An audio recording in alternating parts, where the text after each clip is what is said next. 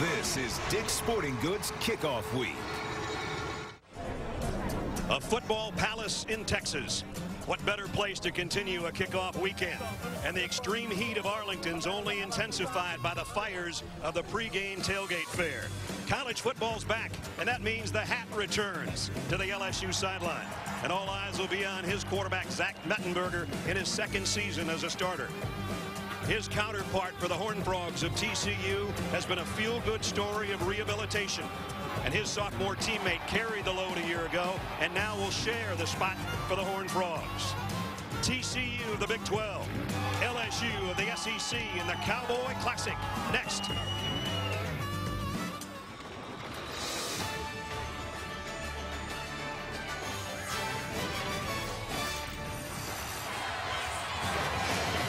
And we welcome you to ESPN's College Football Primetime, presented by Hampton Hotels. A sold-out AT&T Stadium in Arlington. Number 12 LSU and the 20th ranked Horned Frogs of TCU set to square off here on a hot night in Texas. And we welcome you, everybody. Brad Nessler along with Todd Blackledge, LSU and TCU and partner, as the Tigers starting to come out of the huddle right now and out of the locker room. They won 10 games a year ago. For most programs, that's exceptional. For LSU, it's almost a down year. They lost 11 guys to the NFL. The question is now, as they take the field, can they replace those players? Do they have the depth? And can they be a player in not only the conference race, but the national title picture? Well, I think if Mark Twain was here, he'd say something like, the reports of LSU's demise are greatly exaggerated because this team has recruited extremely well the last 4 or 5 years. They've got a lot of talent defensively, just they need experience. And on the other side of the ball, I fully expect Zach Mettenberger and his talented wide receiver group to really take a step up in the passing game this year to go along with that always powerful running game. They're not going anywhere. TCU is ranked 20th. They'd love to pull off an upset against their counterparts from the SEC. Their first foray into the Big 12 was last year. They went 7-6. They won 4 conference games, but they had a lot of pieces missing. They just missed a lot of kids in the offseason before spring ball, and then 2 main players weren't around for most of the season, but they're back tonight. Well, they played great defense, as they always do under Gary Patterson. They were the best in the Big 12. But offensively, you have to score to win in the Big 12. And it started out pretty good, but they lost Wayman James, their leading rusher, to an injury early in September. And then their quarterback, Casey Paha, who was 15-2 as a starter, was lost for off-the-field issues after 4 games, and it made it tough the rest of the time. Casey Paha, when he's on, can be as good as anybody, not only in this conference, but maybe in the country. And so we'll see him work tonight, and we'll see his young counterpart work as well. They're both going to be captains as they get set to go out for the coin toss. We get set for the Cowboy Classic coming up in minutes from Arlington. ESPN College Football, the 2013 Cowboys Classic, brought to you by Splinter Cell Blacklist. Available now. Docalax, for predictable relief from constipation. Try Docalax laxative tablets. And AT&T. Rethink possible. To protect. There's a lot of purple at AT&T Stadium tonight for the Cowboys Classic. LSU and TCU set to do battle. We talked about Casey Paha. We touched on briefly the problems that he had. As we take you through the timeline, he replaced Andy Dalton as a starter in 2011 and then failed a school drug test, attended a program, wasn't suspended, but then following that he was arrested on a DWI charge, suspended, pled guilty, and placed on probation. At that point, he withdrew from TCU, but he went into a rehab facility, and Gary Patterson let him return to the team, reinstated now, and there you see him on the Horned Frog day when he's signing autographs. With more on Casey and his situation, here's a third member of our team, Holly Rowe. Holly. Well, for Casey Paha, this isn't just a football story. This is a life story, trying to get his life back on track. I spoke with his family today, and his father, Stan Paha, told me that when he dropped his son off at rehab last October, it was one of the hardest days of his life. He said, I cried like a baby to leave my son there. But everyone we've spoken to, from his coaches to his family, say that Casey is a stronger, better person right now. He's communicating better with his coaches. He's more involved with his family. He's in a better place. Now, how might the stress of starting in a Division I football game affect this young man's recovery? Well, the school has put things in place to help him manage that. He also has people from his recovery center that are checking in on him, sponsors in his program that will help him manage this stress. But Casey today, his coach Gary Patterson says if he never wins another football game, he will have won in life.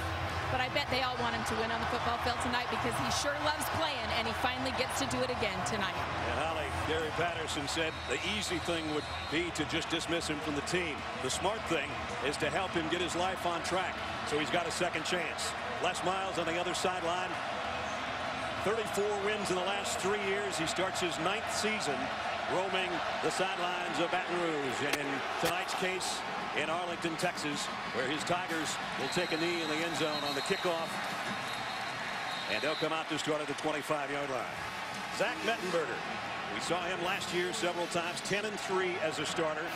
And there's his numbers from a season ago, Todd. I'll tell you what, I think, again, he's had 5 different offensive coordinators since he left high school. You know, he's bounced around a little bit. Cam Cameron is his new offensive coordinator, has spent the last 10 or 11 years in the NFL. He's brought a real cohesiveness to their offensive system, and he's worked with his fundamentals. I just think he's going to step up in the passing game, and he has 2 outstanding weapons, and Landry and Beckham to throw to. First snap of the game goes to Blue behind the big fullback Copeland, and he takes it out for 4 yards. As we take a look at our impact players, brought to you by Chick-fil-A. We talked about Alfred Blue. He's coming off an injury as well. Was hurt in week 3 against Idaho last year. Todd already mentioned Odell Beckham Jr. Not only a great wide receiver, but a big return guy. Jason Verrett, a preseason All-American, will have his hands full with those wide receivers from LSU from that TCU secondary. Second down at 6. Landry in motion, and now bunches in on the right side, and they'll keep it on the ground. And this time TCU stops him for no gain. Chris Hackett made first contact from the secondary for the Horned Frogs. This defense for TCU is not as big man for man as the guys they're going up against from Baton Rouge, but they are extremely fast and they're very active on defense. They don't give you a standing still target very often. There's a lot of movement, a lot of shifting, and that time Hackett got on the end of the line of scrimmage and came quickly into the backfield.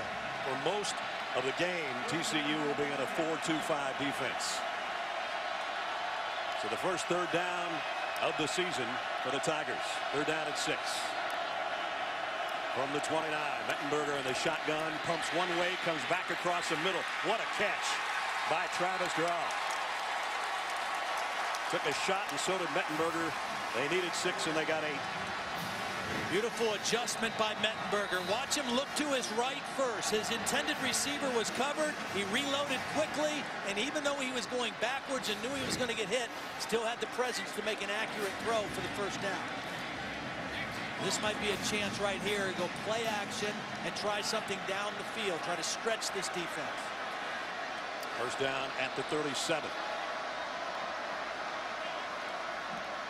Mettenberger changing things up at the line. They've got Jonah Austin in there, normally a tackle playing tight end. And Blue got a yard. That's about it. Jonathan Anderson with a stop from his inside linebacker position.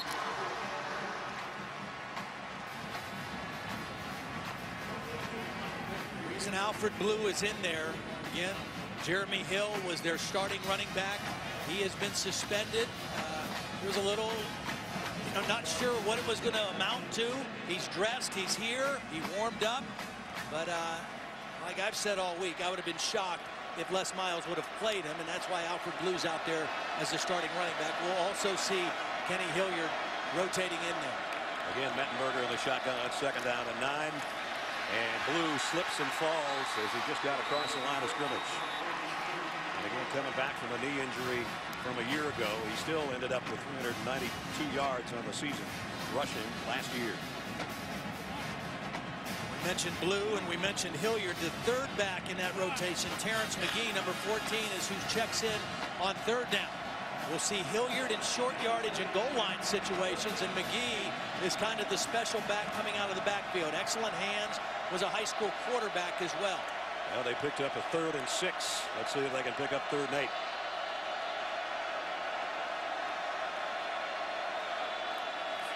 Mettenberger fires this one. What a strike out to the 49. A first down to Jarvis Landry. Well, there shows the arm strength. That was a laser shot from Mettenberger. Landry was in the slot on this play. Very accurate throw by Mettenberger. Plant that back foot, get the ball to him quick because he knew Verrett was going to come in and make contact. That ball had to be thrown on time before the corner could peel back and make a hit on the ball. First down, 49. Here's that play action Todd talked about. Loading and firing is Mettenberger, and he's got his man down at the 35-yard line, complete to Landry again. Pick up is 16. You know, Landry throughout his career has made a lot of incredible catches, one-handed catches, big stabbing of the ball. I shook his hand after practice on Wednesday, and I almost went to my knees. Incredibly strong hands, and you can see him just go up and snatch the ball out of the air. Good-looking opening drive for LSU. 8th play of the drive. They moved it to the TCU 35-yard line. Again, McGee stays in at the tailback and gets the carry, and he slices through for 6 before they can bring him down. Elisha Olabo made the stop from the secondary, but right now LSU is doing exactly what they want to do. Now, LSU has moved some guys around on their offensive line. They're a big athletic group, but the only guy who's playing the same position that he played a year ago is the right guard, Trey Turner. Lyle Collins, who was their starting left guard and probably their best lineman, has moved out to left tackle this year, number 70. They are a young, athletic group. A bunch set on the left side, and end around is coming. Odell Beckham. First down and more down the sideline, and Beckham has got it all the way down to the 12. Now they bunched up those wide receivers, faked it inside, and then brought it around, and a nice run by Odell Beckham, and they're going to go hurry up here. Jason Verrett knew the play was coming, and he tried to go down the line, but you see the speed of Beckham outran that corner to get to the yardage. And now they keep it on the ground, and McGee's got it down to the 6, maybe the 5. Verrett made the stop. There's a guy that would have added a lot of pressure rushing the quarterback tonight. Another guy that won't play because of a suspension. Devontae Fields, who was the Big 12 Defensive Player of the Year and the Freshman of the Year in college football. Mettenberger standing tall, and he throws this one all the way out of the back of the end zone. Good decision. He was looking at the tight end. He was not open. He was covered. Dylan Gordon, and that's what you have to do here. Don't waste it down. Don't try to force a play. Don't throw an interception or fumble, which he did a few times last year down here in the red zone. Yep. 4 turnovers in the red zone last year. One of the worst QB ratings in the red zone of any quarterback in college football last year. Starters. Alfred Blue back in there. It's 3rd down and 4. They can get a first down just outside the 2.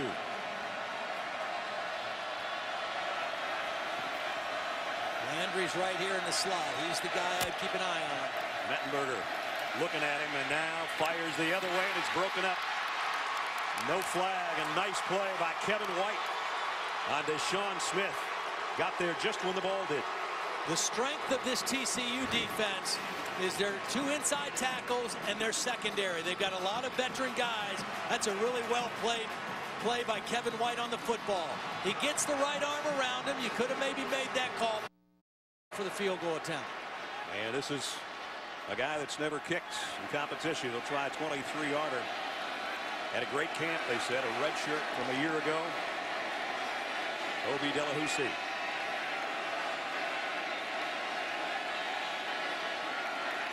His first official kick for the Tigers is a good one. So a good-looking drive stalls. They settled for 3. And early on in the Cowboys Classic, the Tigers of LSU lead it by a field goal. 69-yard drive for LSU, capped with a field goal. They lead it 3-0 with 9:29 remaining in the first quarter. On the sidelines, Casey Paul and Trevon Boykin, and I don't think we've ever done this before, but we made them both impact players for tonight because they'll both see action. And Anthony Johnson, preseason All-American for the Tigers of LSU, and that long line of great defensive linemen they've had over the years, and he's just another one in that line. Well, the thing about Paul Hall and Boykin is they have different skill sets, so they both bring something unique and different to the offense whenever they're on the field, and that's a pretty nice luxury to have if you're an offensive coordinator. James Hairston to kick off for LSU. Back deep, Brandon Carter and Wayman James, the starting tailback.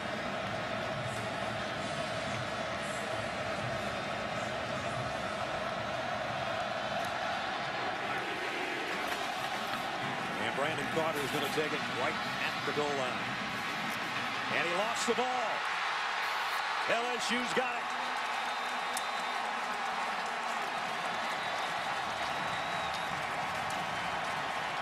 Might be James Wright on the bottom of the pile, but a big early break for the Tigers. Well, this was poor fundamentals by Brandon Carter.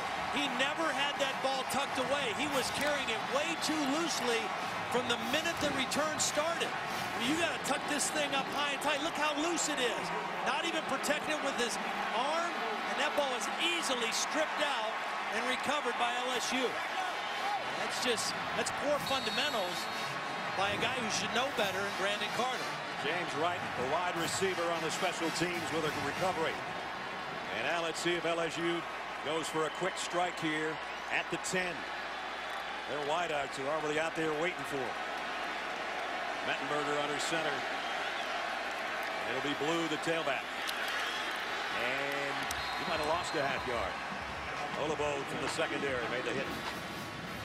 A lot of times you think, well, LSU is so much bigger than TCU. They should be able to just pound them at the running game. But TCU has played teams that are bigger. And they played and beat Wisconsin a couple years ago in the Rose Bowl. Big running football team, held them to 19 points. Last year we had them against Michigan State in the bowl game. Yeah. Big physical running team, held them to a season low of yards and first down. And you saw on that graphic, LSU's been living by the turnover. Here's the play fake by Mettenberger to the end zone. Broken up. Verrett on Jarvis Landry. Well, in both cases, the last time they were down here and on this play with Verrett, the defensive back is getting the benefit of the doubt because I think the offhand is on the body and that free hand is making contact with the football. We saw Verrett get away with it there, and Kevin White got away with it on the third down in the last possession. They're making the play on the football, but that backhand is definitely making contact with the body as well. Tell you what, Todd, if they can hold them to a field goal here after that turnover on the kickoff return, I think they'd be pretty pleased with that. Third down at the 11. Mettenberger loads and fires, and this time it's in and out of the hands of Durrell. Had it. Probably should have been able to hold on to it. Kevin White, the corner, that's his second big play he's made in this game. Well, we talked about the strength of this TCU defense is their 5 defensive backs. Kevin White, watch him not give up on the play because he's beat. And that ball's in for a touchdown, but Kevin White never gives up on the play, keeps that left hand in there, and is able to rip it out before they can secure it. And that's just good extra effort after being beat on the play by Kevin White. Well, Delahousie hit from 23. This one will be 5 yards deeper for him.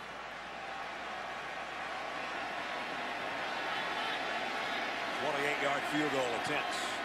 This one is perfect as well.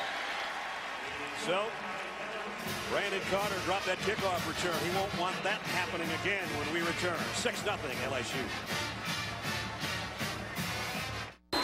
In college football, the 2013 Cowboys Classic is presented by Hampton Hotels. Feel the Hamptonality, and in part by Dick's Sporting Goods. Every season starts at Dick's. LSU 2 red zone possessions and had to settle for field goals both times, and that's sort of a victory for TCU, Todd. Well, it is, but you know the thing I liked about LSU's offense so far in their passing game? They're attacking. They're going at them. The routes have been crisp. The throws have been accurate. But the strength of this TCU defense is their secondary, and they've made some key plays when it's counted so far. So it'll be Hairston's second kickoff. And Catalan and James back there now. Carter won't get a chance to drop another one. He was their main return man all of last year. So one fumble, and he's not out there for this one. DJ Catalan 5 yards deep, and he'll think better of that and take a knee. We check in with Reese Davis. Hello, Brad. Taco Bell Liv Moss moment. Game on ABC, Georgia and Clemson. Aaron Murray finds Rantavius Wooten. Good scramble. Rantavius initially ruled a touchdown, then they marked him down. Georgia ran it in. I'm going to give you an update on Todd Gurley. Initially, they said he was out of the game. He's on the sideline pedaling a bike after the knee injury, but he has not returned to play yet. So a lot of fireworks in that one in Death Valley. Here's 6-0 LSU. Casey Paul in at quarterback. Trevon Boykin is in the lineup as well. So they both start the game. Both captains. Paul one hops the fumble and throws incomplete and almost intercepted. I think LSU was offsides, though. Anthony Johnson, guy they're counting on to have a monster season, at that defensive tackle a little bit quick before the snap. Offside. Defense, number 59. 5 yards to the previous spot. Repeat first down. First penalty of the game. So both quarterbacks on the field to start the game. And this first offensive series for TCU. And now Boykin goes out wide to the top of your screen. And Paha in the shotgun in an empty backfield. Remember, Boykin was... He's still out there. Boykin is still out there as a wideout. That's what they're trying to identify. Hey, this is a quarterback. He's not a receiver. Be alert for any trick plays. Remember, they were trying to groom him to be a running back before Paha was out of the lineup last year. He became a quarterback in a quick hurry. That one is fired and knocked down by Jalen Collins. The thing I noticed when I was in Baton Rouge on Wednesday, this starting defensive backfield for LSU is huge. I mean, they average, they're all over 6'1", and the guy who just made a play there, Jalen Collins, is a physical corner. He's a guy who wants to get his hands on you. The two safeties, Martin and Loston, both big guys. Jalen Mills is not quite as big, but he's still over 6 feet tall. It's a big physical secondary working for LSU tonight. 4 wideouts. One of them's not Boykin. He's out of the lineup right now. Went to the sideline, and James behind Paha in a pistol set. Casey on play action completes it. It's a first down out to the 39-yard line to David Porter. 9-yard pickup. TCU going to go with a little tempo, no huddle, try to keep the same personnel on the field for LSU. That's why you do this sometimes, just to know who the defense is out there and call your plays accordingly. Paha the throw again. Down the middle, completes another one. This time Brandon Carter holds on to the pass reception. And again, they hustle up to the line. And it'll be second down and about 3. I'm sure TCU, one of the games they studied pretty closely was the last LSU game against Clemson when they lost in the Chick-fil-A game. And really LSU kind of controlled that game for the most part, but when they got into the fourth quarter, the tempo of Clemson and the hurry up, they ran 100 plays in that game, really took some steam out of the LSU pass rush. Play fake again. Paha comes up firing to the sideline. It is caught. The ball is loose again. And they're going to say held on to it. Brandon Carter thought he was going to lose another one. And he's right at the first down stick. What Casey Paha brings to the offense is his quickness in knowing where to go with the football. There's not a lot of indecisiveness, not a lot of indecision. When Boykin took over last year, he was a freshman. He was just kind of learning as he goes. He was forced into the starting position. He got better as the season went on, and apparently he had an outstanding spring and summer. But Casey Paha is a seasoned guy, and he knows what to do with the football and where to go with it quickly. 6'5", 230-pounder, and he leads the nation in career passing efficiency. You saw the numbers for him on his career. Got a first down here as TCU's moved it out near midfield. This one's tipped. Incomplete. Wow, if Craig Loston would have had his eyes on the football, he might have picked that one off and run for the touchdown. The ball was tipped up in the air by Jordan Allen, and Loston was just going for contact. Watch the ball get tipped, and if Loston has his eyes on the football, he might catch this and run for a touchdown instead of just going for a big hit. Nice dive by Jordan Allen to get up in the air, knock that thing down, and force a second down and 10. B.J. Catalon in the TCU backfield now as well.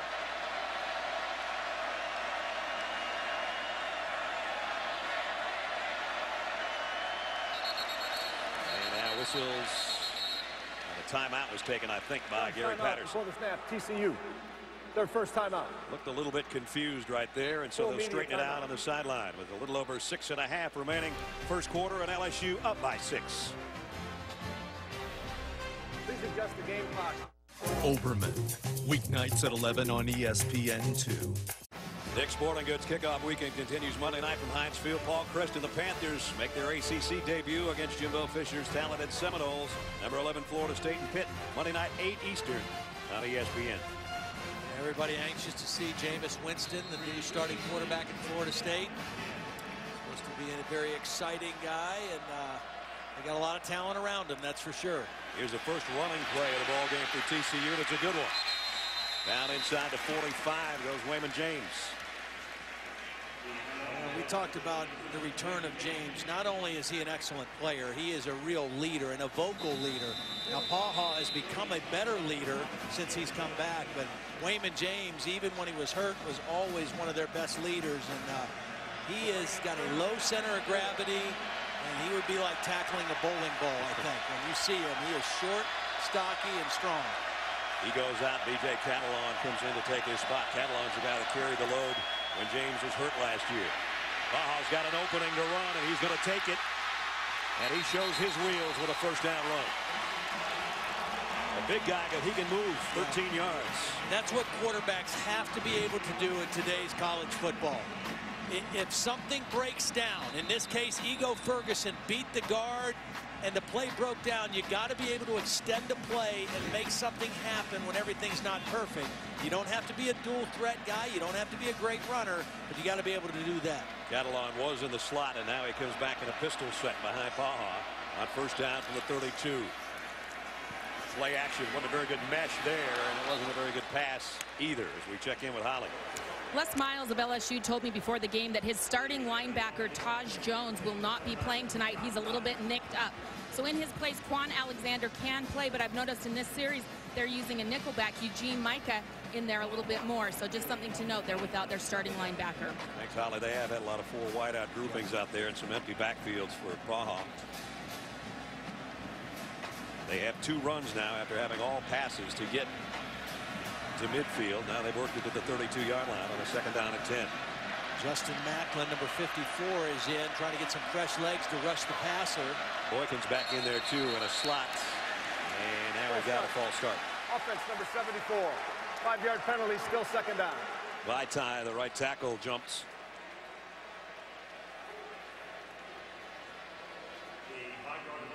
And so that takes them back to a second down at 15.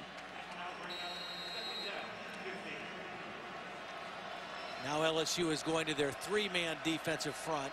So they still have 2 linebackers. Now they have 6 defensive backs in the game. Anticipating pass here. They'll keep it on the ground and cartwheeled out for a pickup of only about a yard.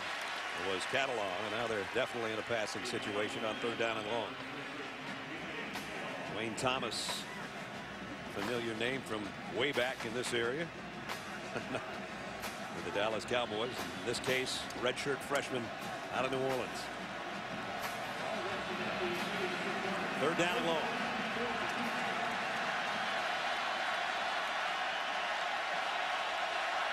Empty backfield again for Casey Paha.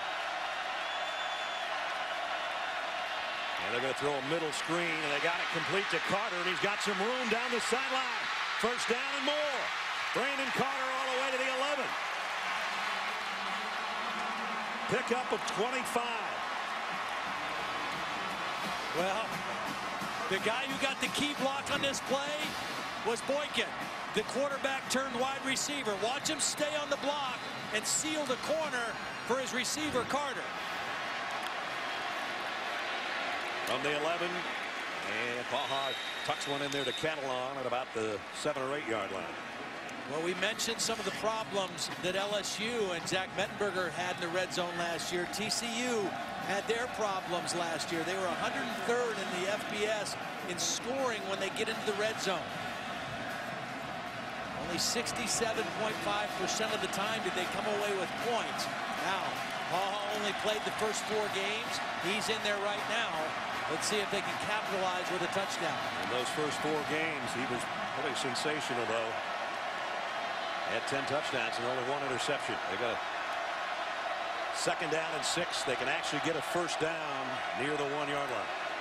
And now timeout. They don't want to waste an opportunity. Second timeout they've had to take in this quarter. And we'll take it with them with 3 minutes, 53 seconds remaining. Horned Frogs trail by 6, but they're threatening right now.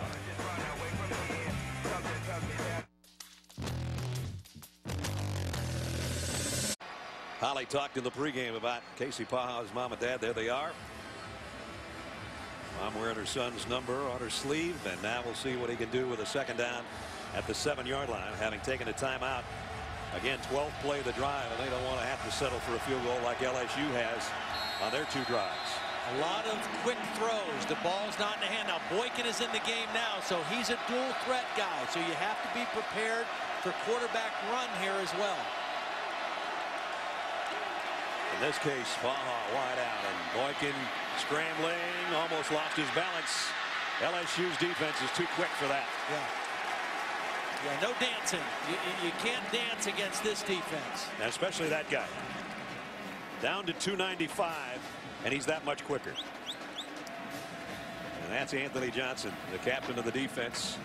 A guy that actually wasn't a starter in several games last year, but he had to play behind guys like Michael Brockers and Benny Logan, and you get on the list. You know, those guys are all playing in the NFL. You know, I'm not opposed to playing Boykin and giving both quarterbacks opportunities, but I don't get why you do it there. You've got momentum. You've got a great drive going with Paha. Now you get a negative play and put it into a difficult 3rd down. Paha to throw.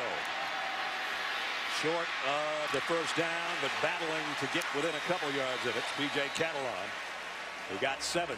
But now they got a 4th down and a long 2, maybe more than that.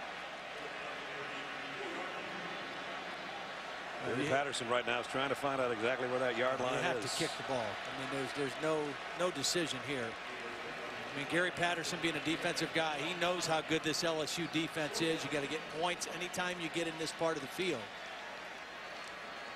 That brings out a guy that was a pretty good kicker as a freshman last year. Jaden Obercrone. Here's what he did a season ago. They've got 2 guys that were freshmen, a punter and kicker last year. More experience now, and this should be easy from 21 yards out. And it is. So both teams have gotten deep in the other's territory and to settle for 3. With 2:14 remaining in the first quarter, we got good news. We got a good game, and we also have Taste of the Town with Todd Blackledge returning.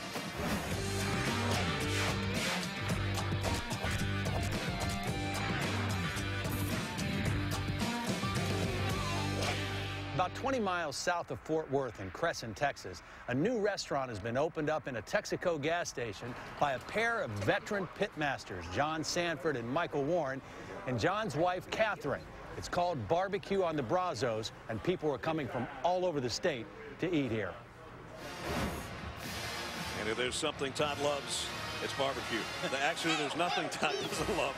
I just meant cauliflower. I don't like cauliflower. You don't like cauliflower? How about Brussels sprouts? No, those either. Okay, there's 2 things I found that won't be in your soon-to-be-released book, Taste of the Town. So a 71-yard drive and 14 plays, capped by Obercrome's 21-yard field goal. And now Odell Beckham waits back deep.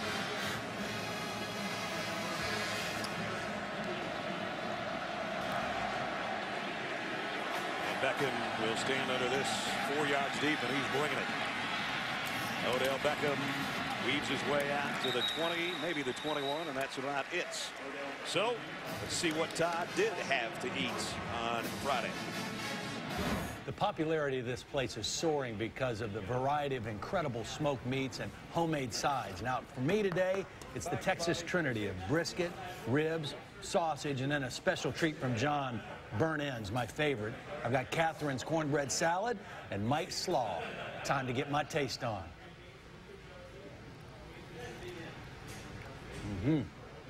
Burnt ends. I love that part. Love it. Yeah. My favorite. I know you use some of those burnt ends, and they made tacos for you guys, too. That's a whole other story, a whole other meal for you. From the 20. And on the ground, going to be Kenny Hilliard getting his first carry of the season.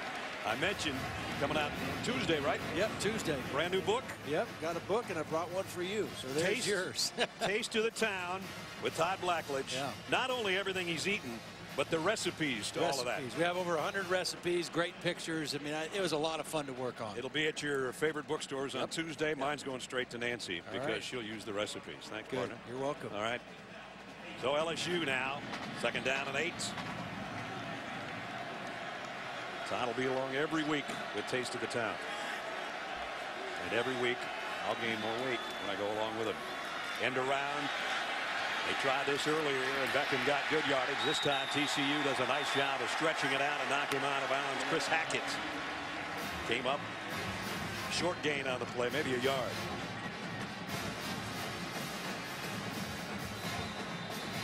TCU, rangy defense. They can really run. And they're so in sync.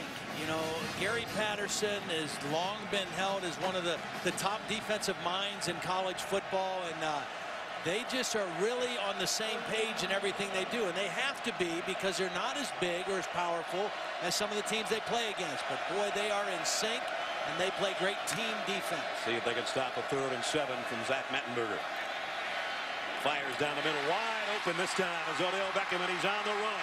And he's got a blocker in front, brought down as he got to the 49-yard line by Olabode, but it's a 26-yard pickup on 3rd down. Well, these two guys, Landry and Beckham, this is the first time that they've had their top 2 receivers back since 2006, and they've had outstanding summer camps, and they've been much more consistent catching the football. I mean, there was never any question about the talent of either one of these guys, but a little bit of consistency with route running, with catching the football. But they have been outstanding in camp, and both of them off to a good start tonight. There's the numbers last season for Odell Beckham Jr. First down, a yard shy of midfield. Play action. Mettenberger wants a big one here. Long ball. Beckham's out there. Got him to the 6-yard line. Great read by Zach Mettenberger. It was a double post, and Landry drew double coverage. He had his choice of either the inside post or the outside. I thought he was going to underthrow this a little bit, but Beckham did a good job of reaching out for the football before Kevin White could get in there and strip it. So in the final play of the first quarter, the long ball, the hookup from Mettenberger to Odell Beckham, has LSU looking at a 1st and goal when we start the 2nd quarter. End to 1. Tigers by 3.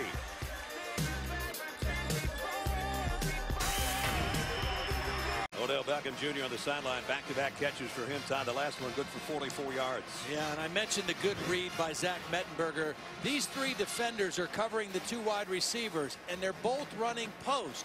And so Mettenberger just has to see which guy are they going to double cover and which guy are they going to single. And I'm going to the single covered guy, and that was Beckham. Beautiful throw out in front of him. Went to the right read, and Beckham made the payoff at the other end. So LSU's got it 1st and goal to open the 2nd quarter, leading by 3 with the ball just outside the 7-yard line. Now they've got their big set in there with Kenny Hilliard, the tailback, in the eye.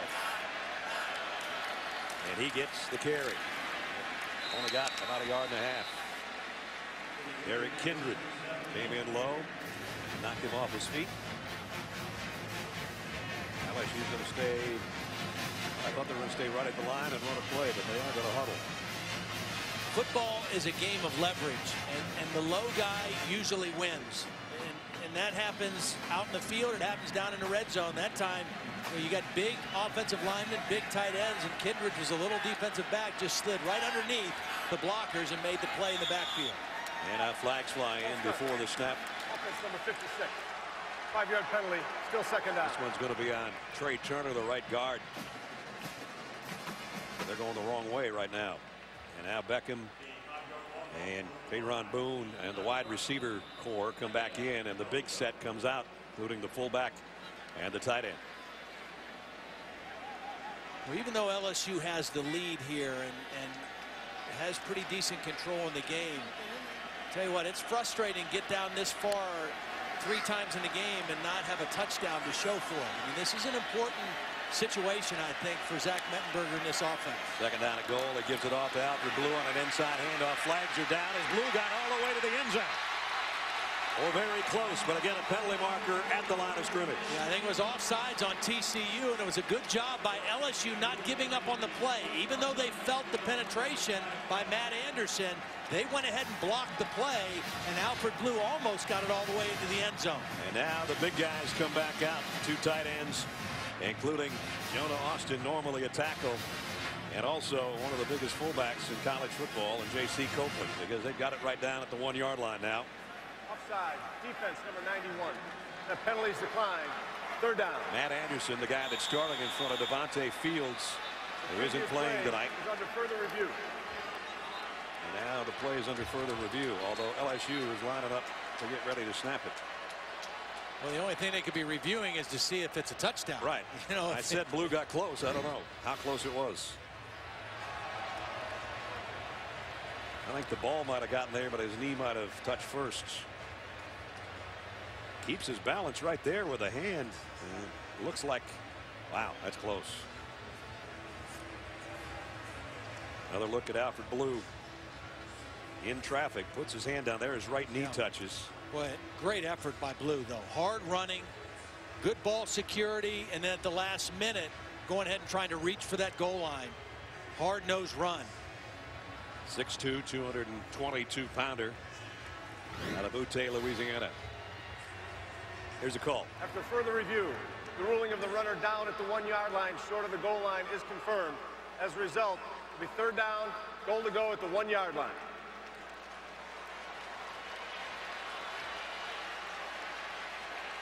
They keep the same set and the same group out there on third down, a goal from the 1. Again. LSU trying to finally cash in the end zone after 2 unsuccessful trips to the red zone. Leverage.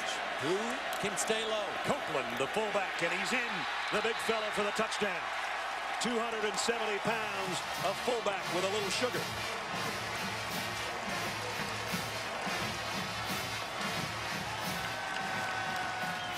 He had 4 touchdowns on the ground last year. There's number 1 for 2013. Their best offensive lineman is Lyle Collins, number 70. They ran right behind him.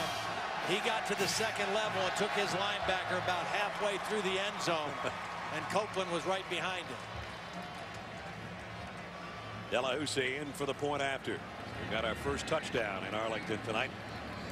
And LSU did it in fine fashion with an 80-yard drive in 7 plays.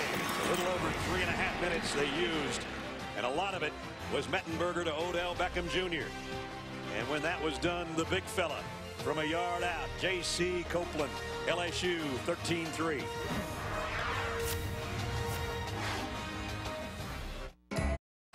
I love fullbacks getting the football. 13-3.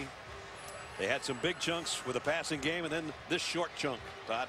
Well, he ran right behind their best lineman. Watch the block by Lyle Collins. When he did that, all Copeland did was just get right in behind him. He takes his man, the linebacker Jonathan Anderson, drives him right back into the end zone, and that opened up the initial hole for Copeland. And you got to throw those fullbacks a bone every now and then. If you want them to block for tailbacks, give them the ball down there around the goal line. Let them get a little bit of that touchdown. You mentioned they had 4 of them last year. A 1-yard plunge has given LSU a 10-point lead. James Hairston to kick. Wayman James and B.J. Catalon. What do you think the average yard per touchdown run for him was? Probably 1.5 yards, right in there.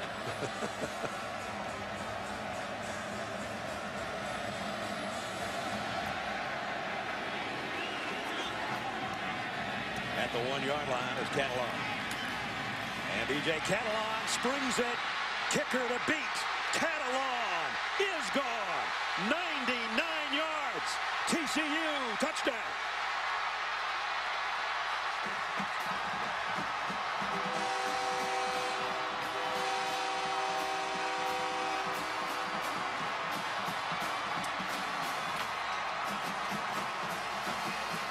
That's the way you get right back in the football game.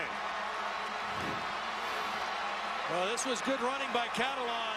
Poor tackling by LSU as well. They kind of got out of sync on their lanes. They left a hole open. Nobody really even got a hand on him.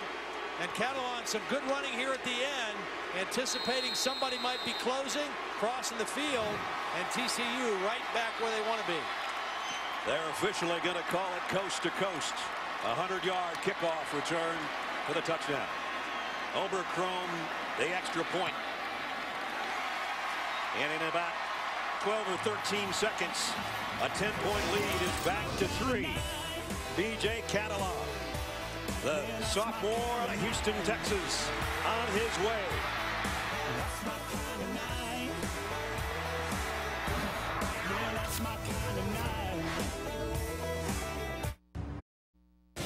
ESPN College Football, the 2013 Cowboys Classic, brought to you by Chevrolet.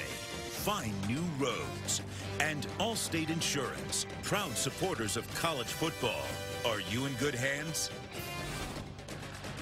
Good game at the Cowboys Classic. B.J. Catalan just took it. Goal to goal. 100-yard kickoff return for a touchdown. So in a matter of 15 seconds, back to a 3-point game. Actually, TCU's officially only had one possession, and they got a field goal out of that. That's not considered a possession. Here, LSU's going to have the ball for the 4th time here in the first half. They've got a dangerous kick returner as well. And Odell Beckham. He is going to bring this one from about 6 yards deep. Odell Beckham, flags are down. He works his way out across the 30 and close to the 35. And I think it's all coming back.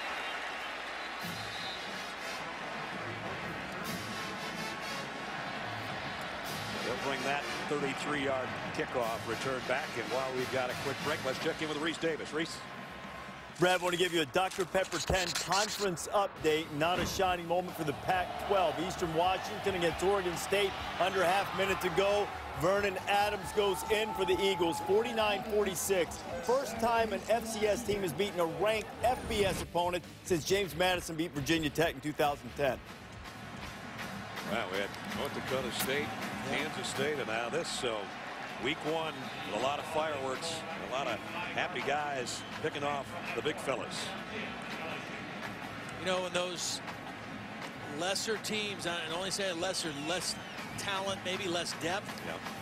That first game is the game they can catch you, you know, because they're not worn down as the season goes on. They're as fresh as they can possibly be. They've had a lot of time to prepare, new wrinkles, new things to try. That's why those first games can be so tricky for people. So LSU was going to set up shop way out around the 35-yard line. Instead, they're inside the 5 here due to the penalty. Kenny Hilliard in there at tailback, but it's going to be the fullback Copeland who scored on his last carry. This time he might have gotten a yard out of it. Davion Pearson, 300-pounder out of Oklahoma City, and his defensive tackle spot made the stop. These two guys on the inside for TCU are pretty stout as well. They're both 300-pounders. Pearson, sophomore out of Oklahoma City. Chucky Hunter is a junior, number 96, one of 3 defensive linemen on this team from West Monroe, Louisiana, of all places. Home of the Duck Dynasty guys. You love that show. Our family, my boy's favorite show now. Some of the LSU guys growing the beards. I think they could join those fellas. Timeout taken by LSU. LSU, their first timeout. So they'll take their first time out with 12:31 remaining in the first half. They'll have a 2nd down and 9 for the Tigers deep in their own territory when we come back. Now it's time for our Discover Game Changer. And it changed the game in a hurry. Hairston's kickoff. B.J. Catalan didn't even run back kicks last year. He was a freshman who had to take over for Wayman James as a starting tailback. Probably, Todd just said to me, probably wouldn't be running back kicks tonight either. Brandon Carter would have dropped the first one of the ball game. And he goes 100 yards to give us the score we have, 13-10. And now LSU, after that timeout, deep in their own territory, with a 2nd down and 9.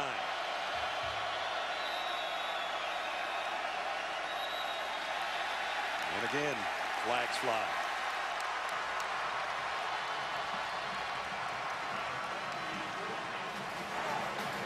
Ball start. Offense number 85. After distance to the goal. Repeat 2nd down. Todd, those guys were waiting so long at the line of scrimmage during our timeout that they took. I'm not going to take the blame on TV, but they stood around so long. I don't think they knew exactly when to go or what to do. Well, and then they tried to change the play at the line of scrimmage once they recognized the defense, so that added even more time to wait. Now they're back up to the 3-yard line. Connor Neighbors is in there at fullback with Hilliard. You're looking behind Kenny, number 27. Will get the carry and follows his fullback out to give him a little bit more room. Out around the 7. Matt Anderson made the tackle. Right here is where Zach Mettenberger has to show maturity. If they call a pass here on 3rd and 8, deep in his own territory, he's got to be smart with the football.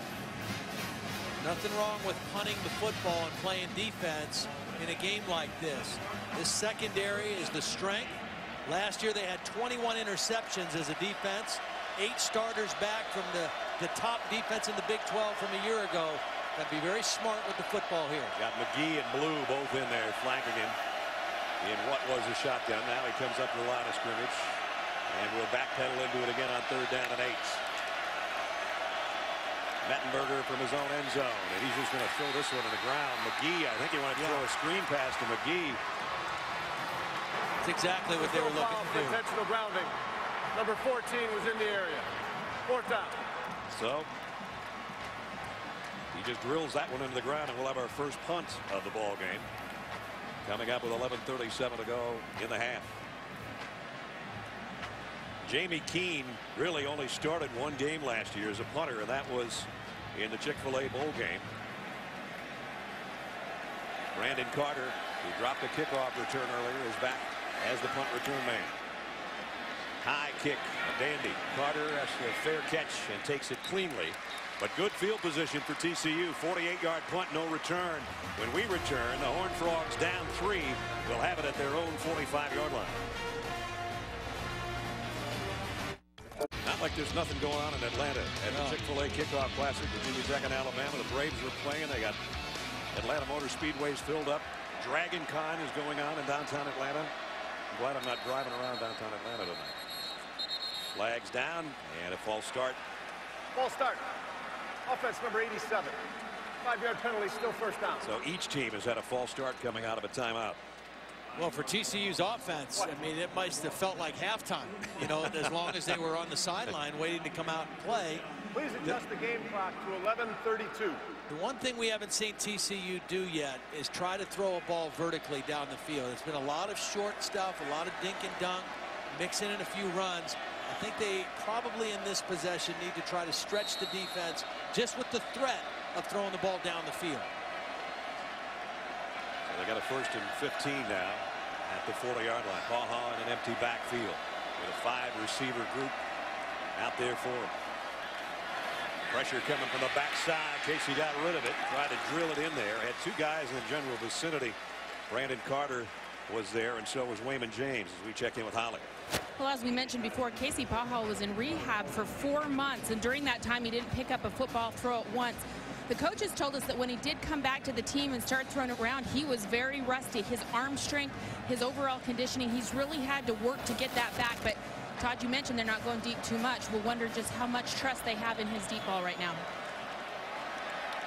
He's got a 2nd down at 15 to work with, and he'll be putting this one up as well, unless the tailback joins him, and B.J. Catalan does in the backfield. And he'll get the carry, weaving his way, and here goes Catalan. Boy, almost had the same look as his kickoff return until Jordan Allen tracked him down. Pick up a 7, though, and that makes this next play a little more manageable. Well, Holly mentioned the rustiness with Paha. The other issue for this TCU pass offense is receivers. They haven't really had a guy emerge as the go-to guy. Josh Boyce had 66 catches last year. The next closest was Brandon Carter with 36. So they're still kind of waiting for this receiver group to kind of step up, and somebody step up as a go-to guy as well. 3rd down and 8 from the 47. Don't want to waste a good field position after the punt return. And Paha into traffic and incomplete, intended for David Porter. That's the 2nd time they've had 2 guys in the general vicinity of where that pass was headed. And the feel that I get right now from the LSU defense secondary wise is I think John Chavis said, look, I don't think, and we don't think they have guys that can run by us. So let's clamp down. Let's get a little bit tighter. Let's get our hands on them. And let's make Casey Paha throw really accurately into small windows against man coverage. And that time they got the stop. Here's Ethan Perry's first punt of the night. Odell Beckham is back deep. High kick. Beckham's already called for the fair catch and takes it at about the 14-yard line. That's where TCU will have it down 3 with 10:27 remaining in the half. Time for our Aflac trivia question. Only 3 teams in NCAA history have led the nation in total defense for 3 consecutive seasons. Who are they? Well, you know, we usually have one of the teams that we're watching play be involved. So we'll give you a second. 2 of them might be obvious. One of them is you got to really know your stuff. I would have had to look. I would have had to look that one up at the meeting this morning. LSU first down. Mettenberger loads off play action and zips it down the middle to Jarvis Landry. And Landry's got a first down. Pickup of about 14. Boy, when Zach sets that back foot, he can really rip it.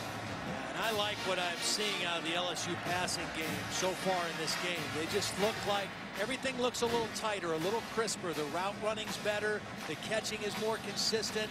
And again, I think this is a situation where not only Mettenberger, but Beckham and Landry have a chance to really step up. And then the third guy would be Boone as that inside slot guy. Mettenberger 118 yards throwing so far. This one deep sideline and miscommunicates with his receiver Odell Beckham as we check in with Reese Davis. Reese.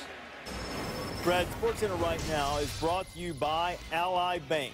Tim Tebow looking for a team again. The Patriots released the quarterback after a lackluster preseason.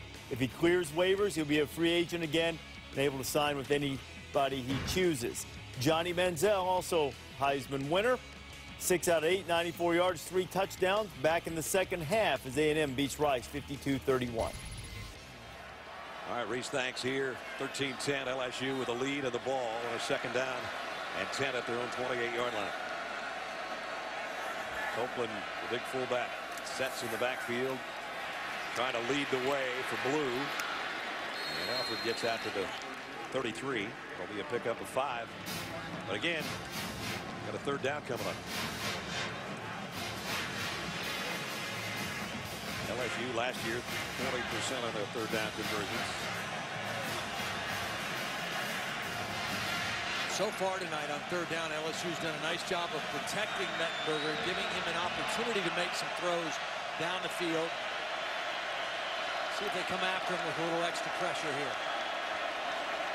He's had time to stand tall and deliver so far. On 3rd and 5, he does the same. Lofts this one to Landry.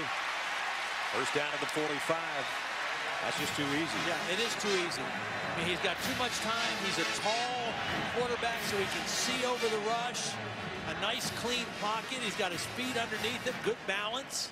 That's one of the other things that Cam Cameron has really worked with Zach Mettenberger on this year, is trying to keep his weight underneath him a little bit. His feet a little closer together, not overstriding, staying in a loaded position as a quarterback, ready to get rid of the football. And he just looks better to me. And I expected it, but he definitely looks that way. Cam, who's been away from college football for basically 12 years, but head coach of the Dolphins, longtime offensive coordinator of the Ravens. Now in his first year at LSU, Mettenberger's got Odell Beckham Jr. broken up at the last second. Kevin White has made 3 basically game-saving plays at his cornerback spot. You know what? I don't know if Kevin White got a hand on this or if Odell Beckham started to look to the end zone too soon.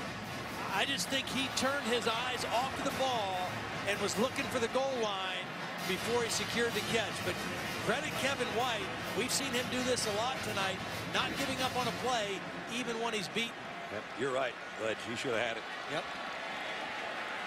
There's a big one that got away, and it brings up second down and 10.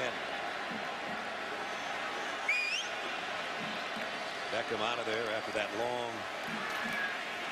pass pattern, and Blue will take it straight up for 11 and a first down. And you hear the chants of Blue from the fans here at AT&T Stadium.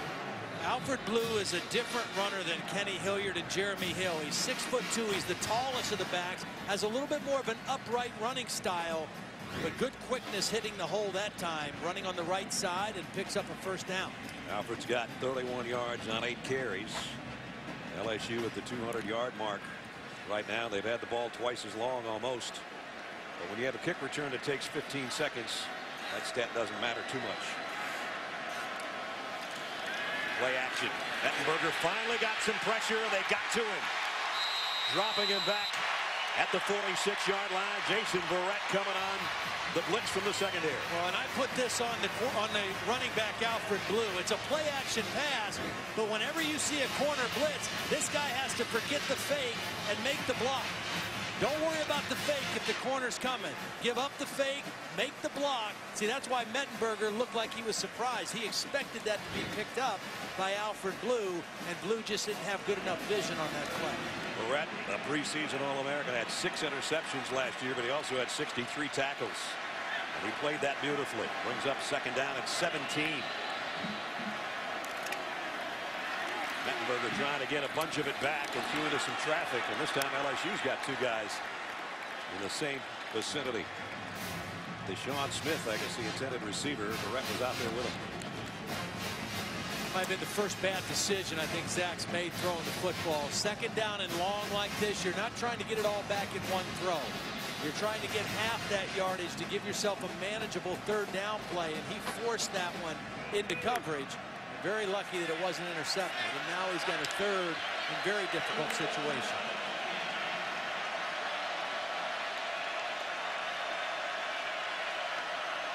Third and 17. A bunch set of wideouts to Mettenberger's right, and he's getting flushed again. Keeps his poise and throws on the run, but high and incomplete. Intended for Durrell. Kevin White again was the guy that was the closest to the LSU wide receiver. Holly. Well, TCU coach Gary Patterson let me in the circle of trust last night and go to their defensive test. I got to sit in the meeting room and listen. He'd put a formation on the screen, and immediately the whole defense would shout out what they could do. Then he'd ask each player to yell out what their responsibility was on that play. In the whole meeting, an hour and a half, only one kid had the wrong responsibility. They know what they're doing, and it showed up on that drive. Holly gets around, doesn't she, in those meetings? She's a football. She's a gym rat. I mean, that's all there is to it. She loves the game. She's a gym rat. Yes, she is. We mean that in a nice way. And that goes out of bounds inside the 10 at the 9. Earlier, we asked you the Aflac trivia question for tonight. Only 3 teams in NCAA history have led the nation in total defense for 3 consecutive seasons. Who are they? Well, TCU's one of them. I know that much. 2008 to 10. Oklahoma, 85 to 87. There's the one that might not have known. Toledo. 1969 and 1971. In fact, 5 times in the last 12 years, TCU has been #1 in the nation defensively. And of course, Gary Patterson's been around 16 years, 13 years, as in his 13th year now as the head coach.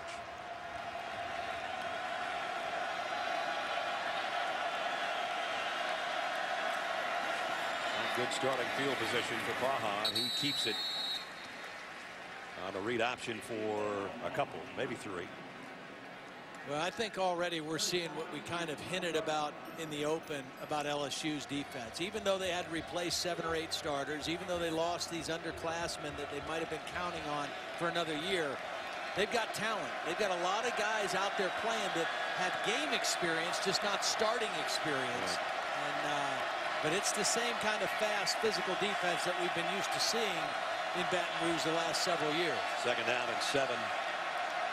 Raymond James asked Casey Baja for the play and then got the ball and took off with it. He's got the play and the first down and lost the ball at the end. Let's see, was he down? I think he was down. The ground can't cause a fumble in that situation. Either asked Baja for the play or the snap count. He got the ball about a second later and ripped off 15 yards and a first down. Beautiful block by their leader up there on the offensive line, Eric Tausch, the right guard. Really collapsed that play down.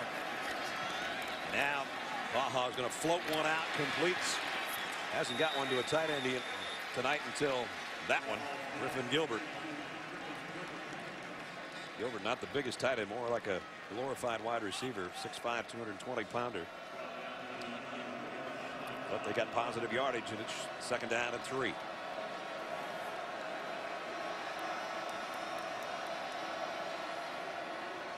Catalan on the inside, and this should be good enough for a first down as well. One of the key matchups for TCU in this game, one of the big questions that their coaches had, how would our center and 2 guards, Joey Hunt the center, James Dunbar, Eric Tosh, how would those guys block the inside tackles of LSU? Ego Ferguson and Anthony Johnson. And in the last couple plays, those 3 guys on the inside of the offensive line have done a very nice job.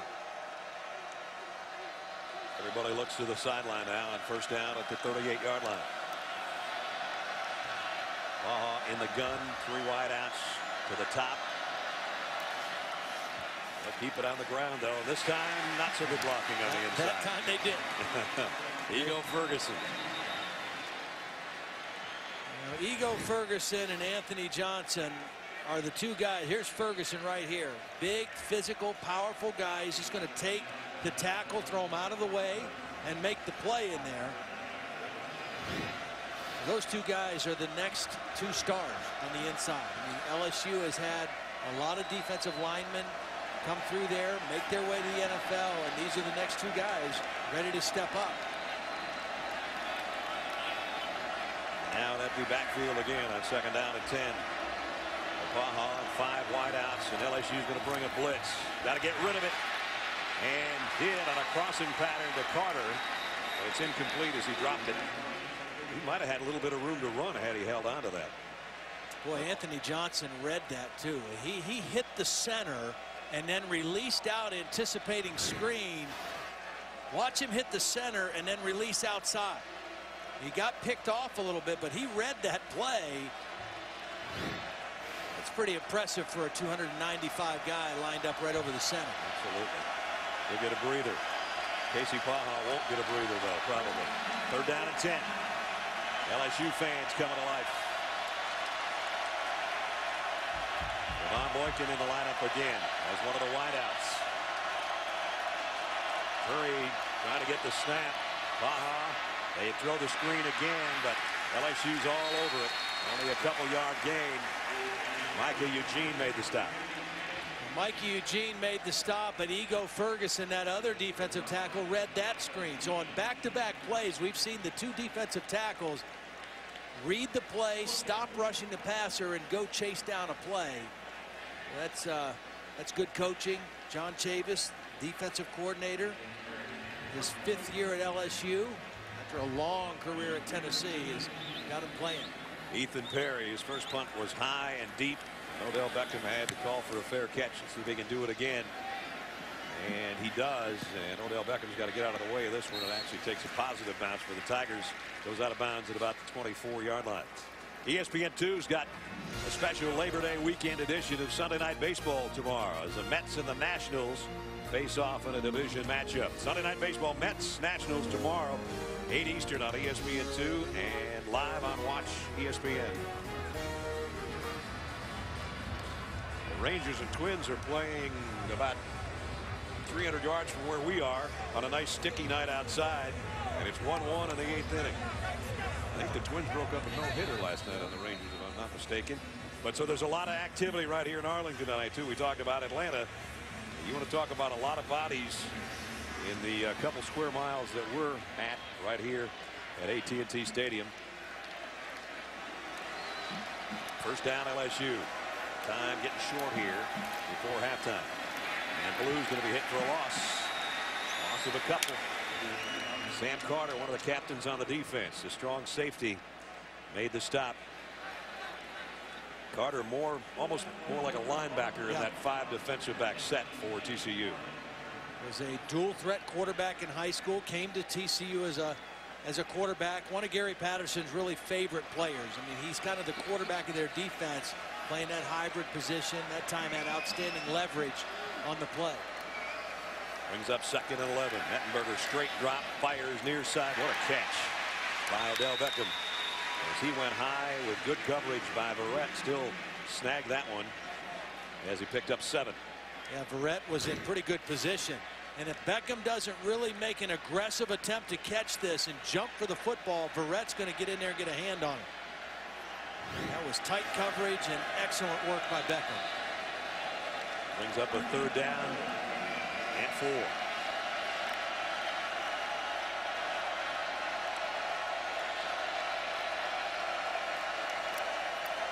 Mettenberger zips a slant complete to Landry. He's got a 1st down. And they still don't have him down. He got out near the 47-yard line. And I mentioned those strong hands of Jarvis Landry. His ability to just kind of pluck the ball out of the air in traffic. Pretty impressive. Great throw on time. And Landry able to catch that thing going north and south and add extra yardage after the catch. His 5th catch, 3 of them on 3rd down. And here's a screen pass that went awry again. And that's the 2nd time tonight. Mettenberger has just drilled it into the ground. Now, that was Blue's fault, though, because he was too deep. 4 was in the area. 2nd down. I mean, he's got to stay back closer to the line of scrimmage so that Mettenberger has a place to throw. Watch Blue get too far down the field on this screen. He gets knocked behind the play. Well, he just got grabbed. I mean, there was just nowhere to go for Mettenberger. I saw where he was when it ended. Well, he had help getting there. I'm not sure that didn't happen to McGee the first time they tried that down near the goal line. Yeah. There's just too much congestion in there. McGee's in there right now, as a matter of fact, with Mettenberger in the backfield on 2nd down and 10. We're under 2 minutes in the half. Low snap in the shotgun. Zach fires deep sideline. Oh, what a catch. Landry again. 14 more yards. Boys, he had a big 1st half. That's just a big time throw and catch against tight coverage. I mean, there's 2 defenders over there and the ball can only be thrown in one spot, and Landry goes and gets it. Landry caught 56 balls, 5 for touchdowns. Both were highs for LSU last year, and he's off to a sensational start here in the opener in 2013. I think LSU has to find some way to throw the ball inside to either a tight end or a back working on a linebacker. Get a matchup inside. Mettenberger, deep sideline. Beckham through his hands. That was catchable too. Kevin White was covering. Covering all of college football is Reese Davis. Reese, what do you got? All right, Brad, we've got the BMW halftime report coming your way. Georgia and Clemson playing a thriller on ABC. We'll get you up to date on that. Wait till you see the touchdown pass Taj Boyd just threw. Johnny Football has returned, the latest on that, and also the Beavers are bumming after their date with Eastern Washington. All right, Reese, see you in a minute, 43 seconds. 2nd down and 10 for LSU, leading by 3 here in the late stages of the 2nd quarter. They'll keep it on the ground. Alfred Blue, and he's got some room off tackle this time. Inside the 35, near the 33. Verrett had to make the stop. Busy corners tonight. And timeout taken by LSU. 30-second timeout. 30-second timeout here. Minute 34 remaining in the half.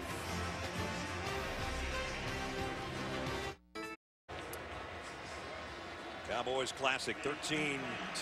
LSU out in front. Mettenberger now will be in an empty backfield with a 5-wide receiver group. Important 3rd down here. Even if they want to get it in field goal range, if they don't get the 1st down, they might be able to get a long kick out of this. Mettenberger flushed out of the pocket. Is he going to run with it? He will, and he just got there. Good decision. Alfred Blue tried to adjust to the scramble and go deep, but Chris Hackett was right with him, number 1, and Mettenberger saw that and realized I got a better chance of getting to the 1st down than making this tough throw. Good initial coverage by TCU. And then Mettenberger, instead of trying to loft it to Alfred Blue, he just ran it for the 1st down. The other thing Zach told us yesterday, he worked so hard on his footwork, not only in the pocket, but just doing drills to try to become a little bit quicker. That was just quick enough. Last year, he might not have got to that stick. A lot of ladder drills, footwork drills, a lot of jumping rope. Now they've still got plenty of opportunity to work. Only 1 timeout remaining, but a minute 27 to go from the 28. Blue straight up the middle, and Alfred Blue blacks his way down inside the 12-yard line. His best run of the night, 17-yard pickup. Well, Lyle Collins again. Watch number 70 crash down the inside. They pulled the other guard, Trey Turner, around. Little power football. And now back to the air, into the end zone. High, and flags down this time. Verrett's going to be called for pass interference. They've had some close ones before. See, you throw that ball high so your receiver can go up and either he catches it or nobody catches it. Defensive pass interference, number 2. Foul occurred in the end zone. By rule, the ball will be placed at the 2-yard line. But Verrett made contact before Beckham could jump. See, here was the contact, and Beckham did a nice job of drawing that contact and getting the flag. It's the correct call. He couldn't go up and get it because there was contact by Verrett. So it's 1st and goal. Verrett has a look at the big screen to look at it. It's at the 2-yard line. Do you give it to your big fullback again? He got you a 1-yarder earlier. J.C. Copeland. They'll lead the way for Blue, and he's hitting the backfield and loses yardage. Paul Dawson made first contact from his linebacker spot. Nice play. Yeah, good penetration that time. Staying low, getting leverage, getting underneath those big bodies.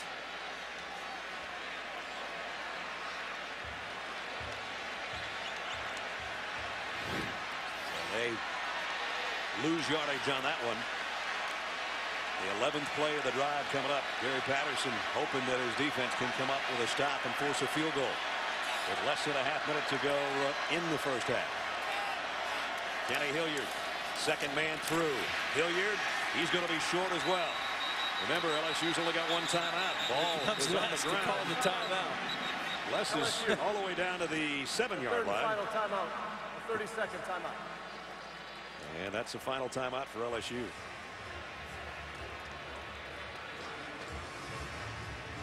So the things we were looking for tonight, Todd. I know the first thing you talk about is that guy, Zach Mettenberger, and I think he's come through pretty well. I think he has done a nice job. He has. He's thrown the ball well. He's looked decisive. His footwork looks better. He's been accurate. Only a couple bad decisions, and I think Landry and Beckham have both, proven that they're going to be big-time receivers in the SEC this year. I think the one thing they're missing, even down here around the goal line, is Travis Dixon, their starting tight end, is not playing. They don't have that kind of a threat in the middle of the field right now, and they haven't thrown to a back out of the backfield. But the throws to the wide receivers, Zach Mettenberger has been really good.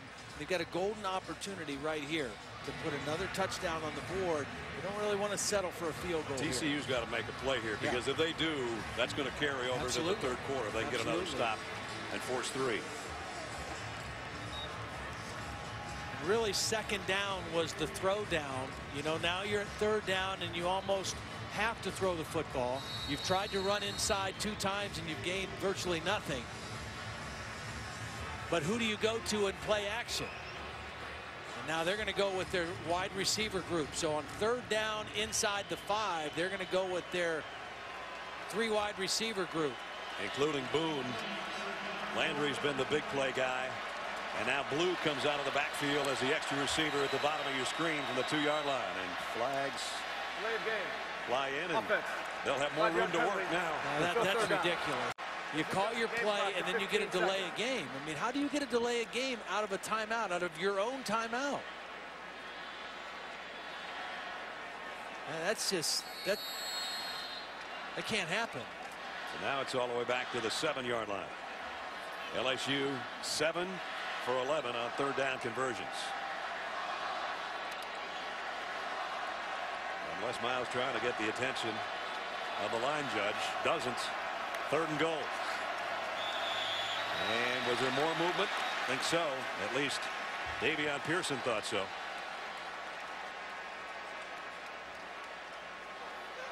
Ball start. Offense number 78. 5-yard penalty. Still third down. LSU's imploding down here inside the 10-yard line. It's not inside the 10 anymore. Out to the 12. 4 penalties of the 6 that LSU has had tonight on the offense.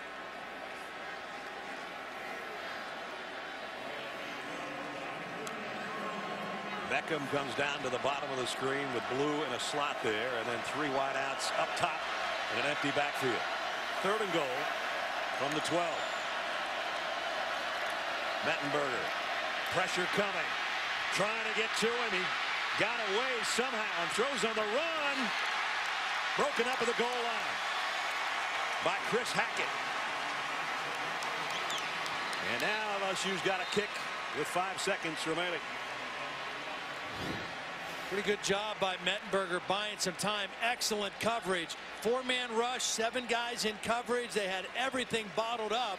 Nowhere to go for Mettenberger. Number 70's offense helmet came off through play. With 5 seconds to go, LSU is out of timeouts. That's a 10-second runoff. It's halftime. Oh, my goodness. The runoff of 10 seconds takes away the 5 they had left to try to get a field goal. That was a mess for LSU right there. And Collins tried to pick up his helmet really fast and put it back on, hoping nobody saw it. They caught him anyway. That guy kept his on. The crowd. Oh, my. That's something. Yeah, that's an ugly way to end the half if you're LSU. It could have been 20-13 at worst. 16. Excuse me. Correction. The clock was 20-10. It could have been 20-10. At worst, 16-10. Wait a minute now. They're changing. They're saying the clock was stopped because of an incomplete pass. There was an incomplete pass on the play. Well, they better tell TCU their whole team. Ago, 4th down. The whole TCU team is in the locker room. And the LSU fans are all going, come on back, fellas. Come on back. This is the most bizarre minute of football I've seen in a long time. Well, we have a Big Ten officiating crew, and they're trying to explain it to Gary Patterson right now. Here come the Horned Frogs. Well, they didn't come out at the beginning in the open of our show when we wanted them to, so we'll bring them back out. Save the Gatorade. We'll get it in a little bit. Wow. And now another flag has just flown in, as we're probably going to have an unsportsmanlike conduct on TCU, either bench or players. I don't know. I'm going to let John O'Neill straighten all this out when he turns his mic on. All right, so about 100 Horned Frogs just came back out of the tunnel. We've got a couple on the field that I think were penalized for some reason. Yeah, something's going on with Davian Pearson, number 57. During the dead ball, was an unsportsmanlike conduct. Number 96 defense. 5 yards. Replay 4th down.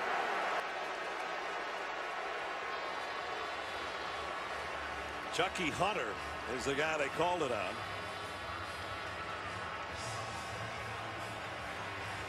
I got to try to figure out where the line of scrimmage is. So do they. We all need a halftime break. Players, officials, announcers, everybody. Good grief. Oh, man. So LSU is going to have a chance for a field goal. And Delahousie 2 for 2 tonight. This will be a 23-yard attempt. He hit a 23-yarder earlier. I don't know if TCU is going to line anybody up on defense to try to block this or not. Finally, a few of them getting their stance. Here's a kick with 5 seconds now remaining in the half. And it's good. And Gary Patterson is not a happy coach. So it is 16-10 at halftime. Nonetheless, what we said is if they didn't give up a touchdown, it would be a victory of sorts. But now that sprint to the locker room to get a drink is going to seem a lot warmer when they get in that locker room after back-to-back sprints by the whole TCU team. Let's check in with Holly. Well, Coach, what did the officials explain to you was going on during that last few minutes? Well, what happened is the tackle lost his helmet. If that happens in the last minute of the game, last minute of the half, it can be a 10-second runoff. The problem was his helmet was taken off for him. Okay, so basically they gave us the 5 seconds, so we were allowed to re-kick it. Okay, so let's set that aside. But the red zone was a bugaboo for you, including that last series. Yeah, we got down in there and made 5-yard penalties and backed up, and untypically of us. How do you clean that up? Well, obviously we adjusted to make sure the calls are in quicker and we're better. All right, thanks, Coach. Thank you. All right. Interesting couple of minutes here at AT&T Stadium. Halftime LSU number 12 leading number 20 TCU 16-10 as we send it to Reese Davis and the BMW halftime report. Guys. In this conference, they're great teams, great emotion. Each venue that you show up at is packed with the loyal following of the opponent. I just love the flow of the game. I like the idea that when I put offense, defense, or special teams on the field, that we get a chance for a big play and an opportunity to win. I coach because it's exactly what I've always wanted to do. This is Dick's Sporting Goods Kickoff Week. A sold-out AT&T Stadium for the Cowboys Classic. LSU and TCU set to do battle. Copeland, the fullback, and he's in 270 pounds of fullback with a little sugar. At the 1-yard line is Catalan. And DJ Catalan springs it. Kicker to beat. Catalan is gone. 99 yards. And we welcome you back to ESPN's College Football Primetime, presented by Hampton Hotels. Good matchup going on between LSU and TCU as you take a look at our first half stats, brought to you by America's Navy. TCU having all kinds of trouble with their offense tonight. Had the ball 18 minutes and 46 seconds. Despite that, it could have been better for LSU. It could have been worse for TCU. Welcome back to AT&T Stadium, everybody. Brad Nessler and Todd Blackledge. Partner, LSU had 12 plays in the red zone. What did they get out of it? 12 yards. I mean, 4 possessions, 1 touchdown, 3 field goals. It's hard to win against a quality opponent when you're that inefficient in the red zone. And, you know, for TCU, even though they only gained 109 yards, they're still 1 touchdown away from being in front of the game. And so they get the ball to start here. I think they have to find a way to stretch the field. They've got to get some big yardage plays because they had none in the first half. They couldn't get their passing game going downfield, is for sure, but they did do a nice job on returns. And here comes Catalan, who had the 100-yarder, and bringing this one out close to the 30-yard line as we check in with Holly Rowe. Holly? TCU coach Gary Patterson did accept the officials' explanations of what went on at the end of that half, but what he's not accepting is how his offense is performing. He said, we only had 109 yards in that first half. It's not good enough. We didn't have the ball enough. Our defense did not get off the field in passing downs. We have got to contest every single throw. But he was very calm. He was confident that his defense is doing a nice job in the red zone for the most part, but he wanted to make sure that I gave a shout out to his 2 sons who are watching at home. Cade and Blake were going to come, couldn't make it because Blake hurt his knee. So a concerned father at the half, just as concerned for his boys as he is for his team. He's got 3 sons, Josh and Cade and Blake's the one that tore his ACL. So Blake, hope you're better soon. Paul, now he is trying to go deep, but it's into traffic and it's intercepted. So they did what Todd said they might try to do. There's a flag down, though, in the backfield. Could be roughing the passer. Holding. Well, offense number 69. it's not. The penalties decline. Interception results in the first down. And Jalen Mills has got the interception.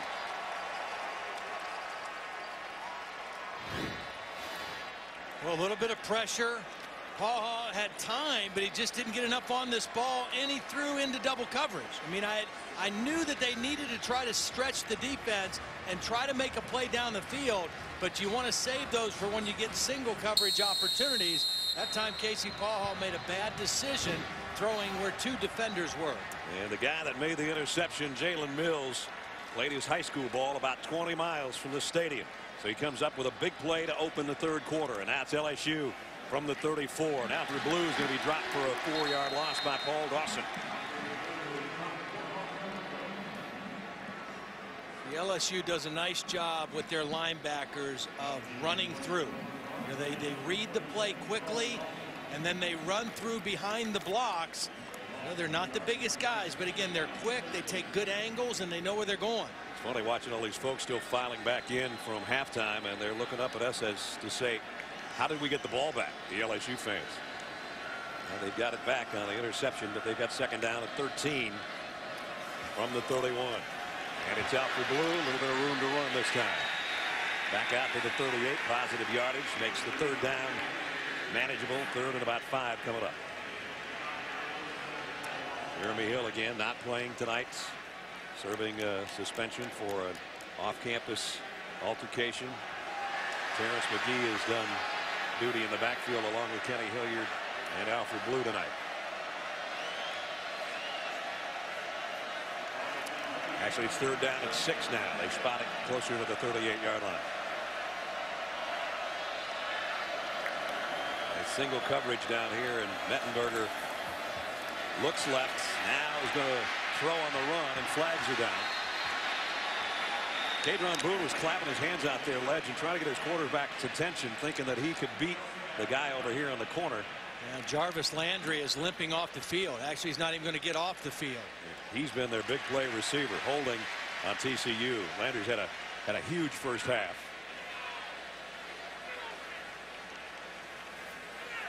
With 6 catches and 81 yards. Defense, number 17. 10 yards from the previous spot. Automatic first down. Sam Carter with a holding call. Timeout for an injured player. And we'll check on Jarvis Landry, the junior out of Convent, Louisiana, when we come back in a second. Jarvis Landry trying to walk off that injury and appears to be okay. He's been jogging and running on the sideline. And Holly says a quad strain is what they're calling it right now. He got up and he was thinking that he was interfered with, and then he started limping after he had a problem with a guy in the secondary. Here's some problems in the secondary. It's McGee down the sideline, and he's gone. Touchdown. Terrence McGee, 52 yards for the score.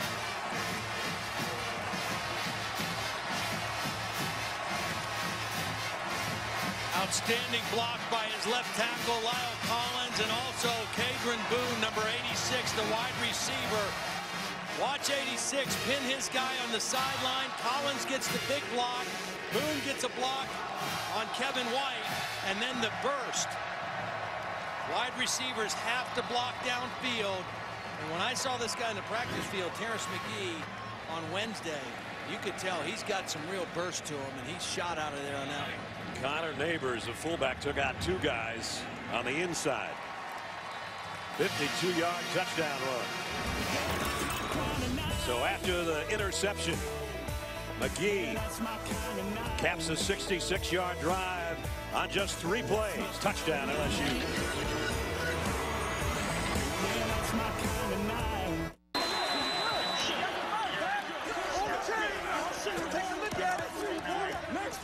Next play. Colorado, get to the ball. Let's go.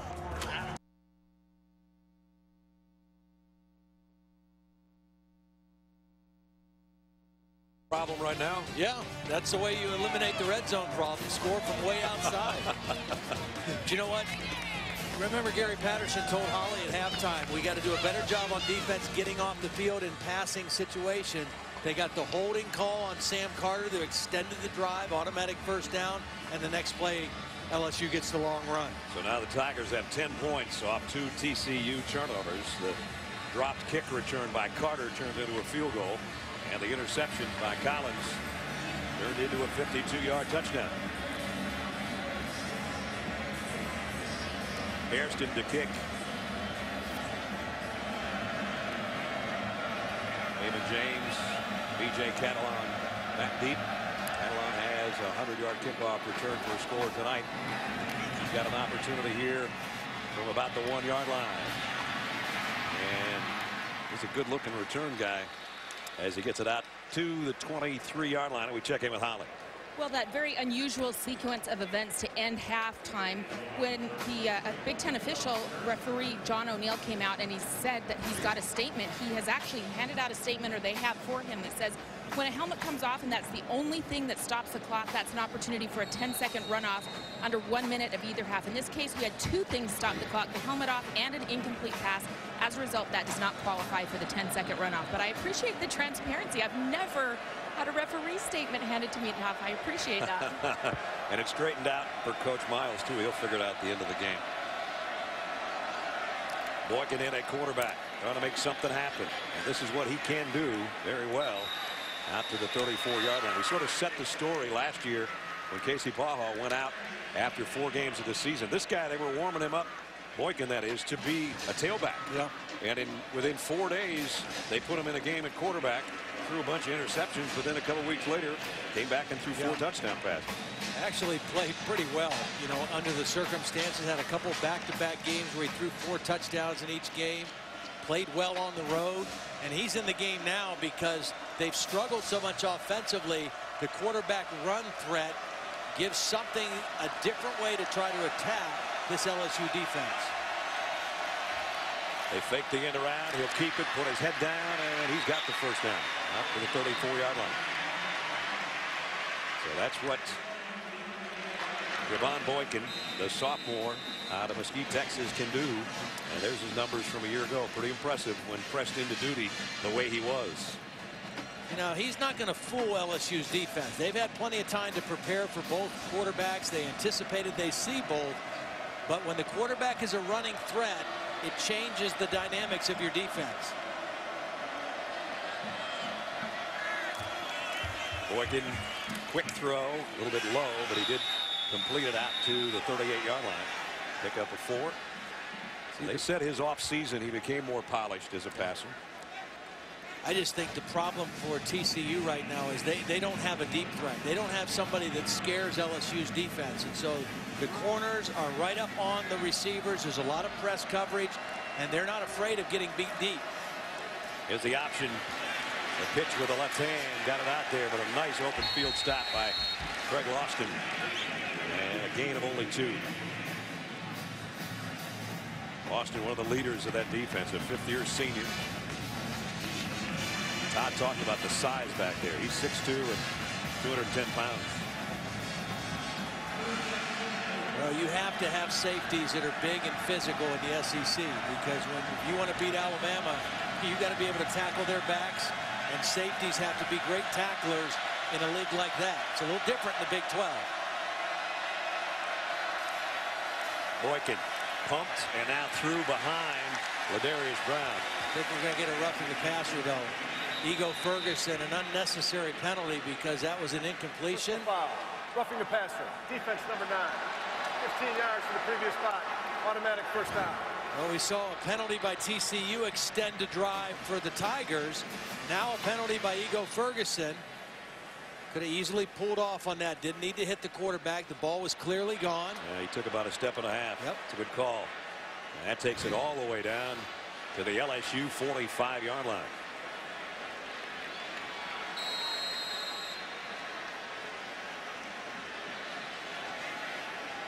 TCU with Javon Boykin in at quarterback. And here's a quarterback draw. Cuts it to the outside. And got good yardage before he's run out of bounds. See, the reason that a quarterback run changes your offense and changes what you have to do defensively is now you pick up extra blockers. Right. Because instead of handing the ball off and the quarterback being not accounted for, now you have to account for him as a runner, and that gives you extra blockers, and you get more man-on-man blocking. Catalan ball outs. A little problem with the exchange there. I don't know if Boykin wanted to give it to Catalan and he didn't take, or the other way around. They'll have a little chat about that mesh play.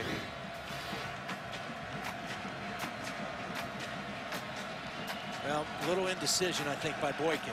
You either have to make that decision to pull it out and run it, or go ahead and keep it in the belly. And that time it looked like it was a little bit of indecision, and that's why the ball ended up on the ground. Very big third down for TCU, trailing by 13 here with under 10 to go in the third quarter. Boykin has time, fires, and caught, and a first down.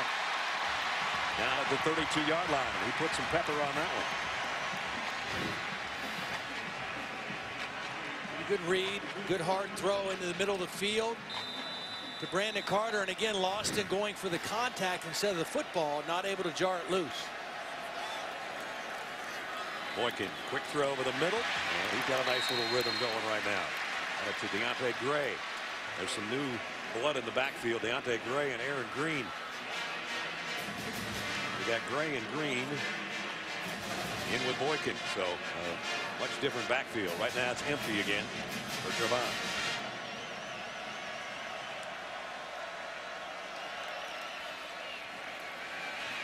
This one thrown behind Aaron Green. Green, a transfer from Nebraska.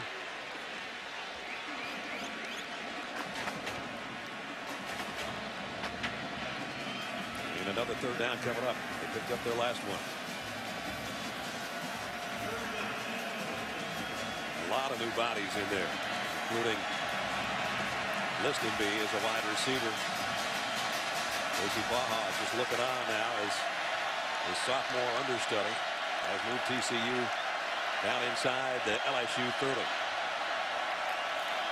Fly sweep. Catalan got the corner. And Catalan scores for the second time tonight. This one on the ground from 26 yards.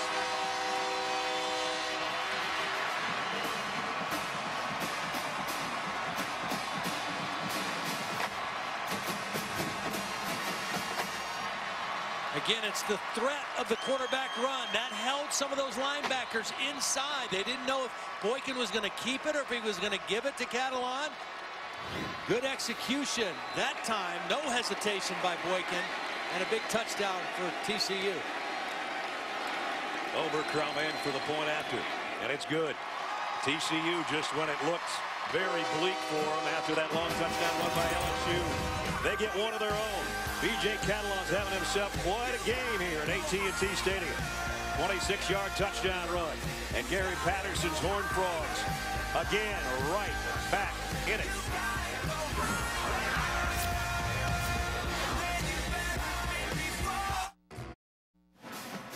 (23-17) in the Cowboys Classic as we take a look at how TCU's finding success tonight. Brought to you by Expedia. Mr. Blackledge.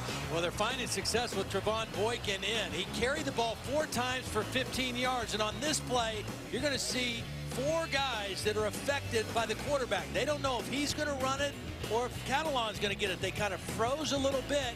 Catalan got 2 good blocks by his wide receivers out there. Brandon Carter with a nice block. Colby Listenby with another block. But it was the indecision by the LSU defense whether to tackle the quarterback or stay for the quarterback that made the play. Overcrome's kickoff. We'll go to Odell Beckham Jr. 2 yards deep. And he'll bring it out.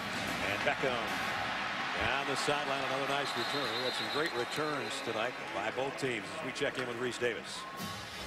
Brad, time for Sports Center right now, brought to you by Ally Bank. Clemson and Georgia on ABC. Taj Boyd finds Seckinger for the touchdown. They initially ruled him out of bounds. Replay correctly overturned that call. 38-28, but the Dogs are in Tiger territory. Just under 7 minutes to go. All right, Reese, keep us posted. Great game going on in Death Valley. Here, more low scoring, but some big plays tonight in Arlington at AT&T Stadium. Jarvis Landry, by the way, is out there with Zach Mettenberger and company, so he's apparently all right. He's been their leading receiver tonight. TCU's defense looking fired up by what their offense finally helped them out with. Davion Pearson and Jonathan Anderson in on the tackle. Now again, this defense has always been good under Gary Patterson, and last year, in the first year in the Big 12, they led in 6 categories. They were 16th nationally in total defense, and that's in a conference where they had to face 5 offenses that were ranked in the top 13 in all of college football. So they made that transition pretty well. The second closest defense in the Big 12 was like 43 yards behind them. Texas Tech. Texas Tech. Play action. Mettenberger zips it out complete. Odell Beckham slides on his backside to hold on to the pass and a first down at the 46. These receivers, though, Beckham and Landry, are really in sync, it seems like, or they're getting wide open, one of the two. Well, they're talented. I mean, you've got to respect their speed. They're strong. And they're catching the ball more consistently so far tonight. But again, they had this kind of camp, and they have great chemistry with Mettenberger right now. McGee follows his fullback, puts his head down, and he is stood up by Olabode. And we check in with Holly. Well, Zach Mettenberger really worked hard in the offseason to develop that chemistry with his wide receivers that we're seeing tonight. During June, they threw 3 times a week. During July, they upped it to 4 times a week. They did go out and do 7-on-7, and then camp started. So they have been working all summer trying to get that seamless transition down. And, you know, they had some drops last year they were plagued by, but so far tonight, it looks like that chemistry and that extra hard work is paying off. All to his wide receivers, all 11 completions, and second down from the 48-yard line. Play fake to Hilliard. Mettenberger loads and going long. Beckham's out there, double coverage zone. It's knocked down by Verrett. And Kevin White came all the way across to help him out. And both guys are down, White and Beckham. Officials timeout for an injured player. Well, this ball was held for a long time. Verrett, you see the closing speed, gets in there. He's got help coming over the top. It looks like maybe Kevin White with a hip when he landed right on the helmet, I think, and that might be where the injury is to both guys. Odell Beckham had Kevin White's hip land right on his face mask, and he's checking his jaw to make sure everything's in the right spot, and Kevin White's checking his hip on the far sideline to make sure he doesn't have any of Odell's teeth in his hip. They're working on his knee actually on the sideline, not his hip. And he has made some 4 or 5 really good plays tonight, and that was just trying to help out Verrett in that case, because Verrett was the man in coverage on Odell Beckham. And he must have a split in his tongue or his lip. And again, there's the hip meeting the helmet on the landing, and neither guy came out of that in very good shape.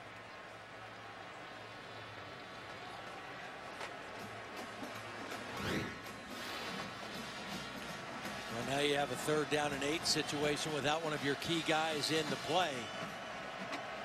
If I was TCU now, I'd definitely double Landry and make Zach Mettenberger find somebody else to throw to. Kevon Gamble is the guy that's come in to take Kevin White's spot. White trying to walk it off on the sideline. It's 3rd down and 8. Mettenberger fires down the middle, completes. And this is Boone, another big target. And that's his first catch, good for 14 yards. And Boone was working against Verrett, so you would think maybe you stay away from their best guy. They went right after Verrett. Now Boone got away with a push-off. He definitely got away with a little shove to create separation. A nice throw again by Mettenberger on 3rd down. So they're inside the 40, trying to answer TCU's touchdown run. LSU leading by 6 as we approach 6 minutes remaining 3rd quarter. Play action. Mettenberger fires out in the flat to the fullback Neighbors, and he's brought down in the open field. Nice tackle out there defensively by TCU. Well, we've seen Blue with a couple good runs. We've saw the long touchdown by McGee, but this is also where they do miss Jeremy Hill, because he was their most dominant back down the stretch. The last 7 games of the year, he was their go-to guy. Averaged over 5 yards per carry, 10 touchdowns in the last 7 games, and he is a big physical back, and they don't have that sledgehammer type guy right now.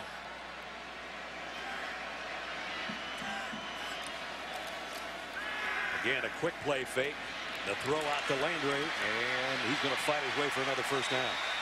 And his helmet came off, but was it pulled off? That's what he's saying.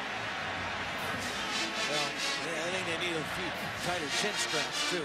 This was a nice instinctive play by Landry to spin back to the outside. He felt the linebacker to his inside. He spun outside, and that's why he got the first down.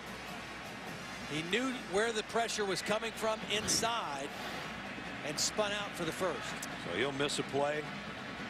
They put Boone back in there to take his spot. From the 28, first down. Draw play, Blue, big opening in the middle. After Blue to the 15. A 13-yard run again by Alfred Blue. They've been running to the left side quite a bit. This time they go to the right side. Copeland with a beautiful block on the middle linebacker, Marcus Mallett. And again, Blue's he's not a guy who's going to try to make you miss. He's going to lower those shoulder pads and run north and south. Big target. Here's your red zone situation. As Todd and I said, keep it out of the red zone and score from longer range. You won't have the problem. They're going to try here to score through the air and overshot. Landry, the intended receiver. Check in with Holly. TCU DB Kevin White jogging back out onto the field right now after that collision with Odell Beckham. The athletic training staff has cut up some kind of a white padding. They put it on his right hip where he took brunt of that fall. He's put it on. He jogged a little bit on the sideline, and now he's back out there on the field. Here's the 10th play of the drive coming up for LSU. McGee, who's got a touchdown run from long range tonight's back in there behind Mettenberger. And he's going to get the carry. He might get another touchdown run out of it. It's all the way down to the 5. So 10 more yards. McGee, he's packed into that 5'9" frame too, about 215 pounds. He showed his speed on the outside on his 52-yard touchdown and showed some power inside there. You're seeing this offensive line assert itself a little bit. Couple new starters, couple guys in some different positions now. A new quarterback in, Anthony Jennings, their backup quarterback, a freshman out of Marietta, Georgia. Very talented young guy on 3rd and short in the ball game. And he gets it. On a 3rd down and inches, basically got about 1.5 yards. And now Mettenberger will come back in there. So Anthony Jennings at least got his feet wet, took a clean snap, and got a 1st down. He'll trot out. You mentioned Marietta, Georgia. His daddy, Will, was pretty darn good defensive lineman for the Georgia Bulldogs back in the early 90s. They think he's going to be really special. They have a really high football IQ. Guy who loves the game, loves to study. Graduated early and was in there for spring football, and they just think he has a tremendous future. McGee now will be behind J.C. Copeland in the I backfield on 1st and goal from the 4. And it will be McGee. He only got about 1 yard. Nice job closing the door. Chucky Hunter hung in there. The 300-pounder made the stop. Pearson got excellent penetration too, number 57. He was the guy that forced the run to go back inside, right into the waiting arms of his partner in there, Chucky Hunter. Now they take out Copeland. They bring in the other fullback, Connor Neighbors. 5.5-minute drive for Les Miles' group as we approach 3 minutes here remaining in the 3rd quarter. This would be a tremendous answer to TCU's touchdown if LSU can get one of their own. Tight end in motion. And play fake for Mettenberger. Had a man open in the flats momentarily. Now he has to throw it away, and he almost had it picked off.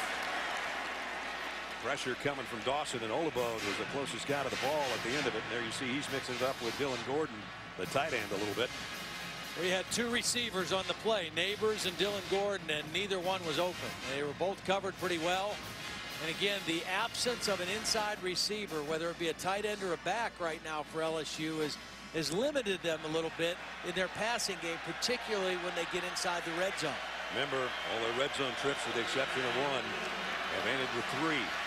14-play drive, and it's still 3rd and goal at the 3. They spread him out, but they'll keep it on the ground. And McGee, and he's in for the touchdown. His 2nd of the night. 1 from long range, this one from 3 yards out.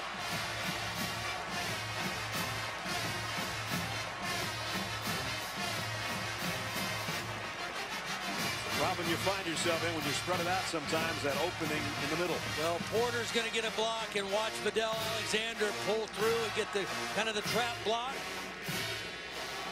And then the little or the shorter back at 5'9" just kind of gets low and runs right through the chute into the end zone. Delahousie in for the point after. And he's been perfect tonight. So LSU does have an answer for what TCU did a few minutes ago. They go 68 yards in a little over 6 minutes. Terrence McGee, 2nd touchdown of the night, 30-17.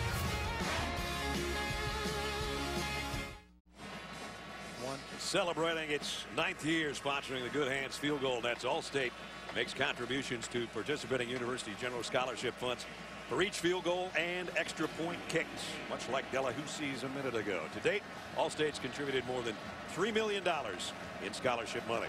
The other kicker for LSU, Hairston, with the kickoff. And a yard deep, Catalan coming out with it. He's got 2 touchdowns tonight, 1 on the ground, 1 on a kick return, but this time he won't make the 20. Better coverage by LSU special teams. They'll stop him around the 17 or 18-yard line.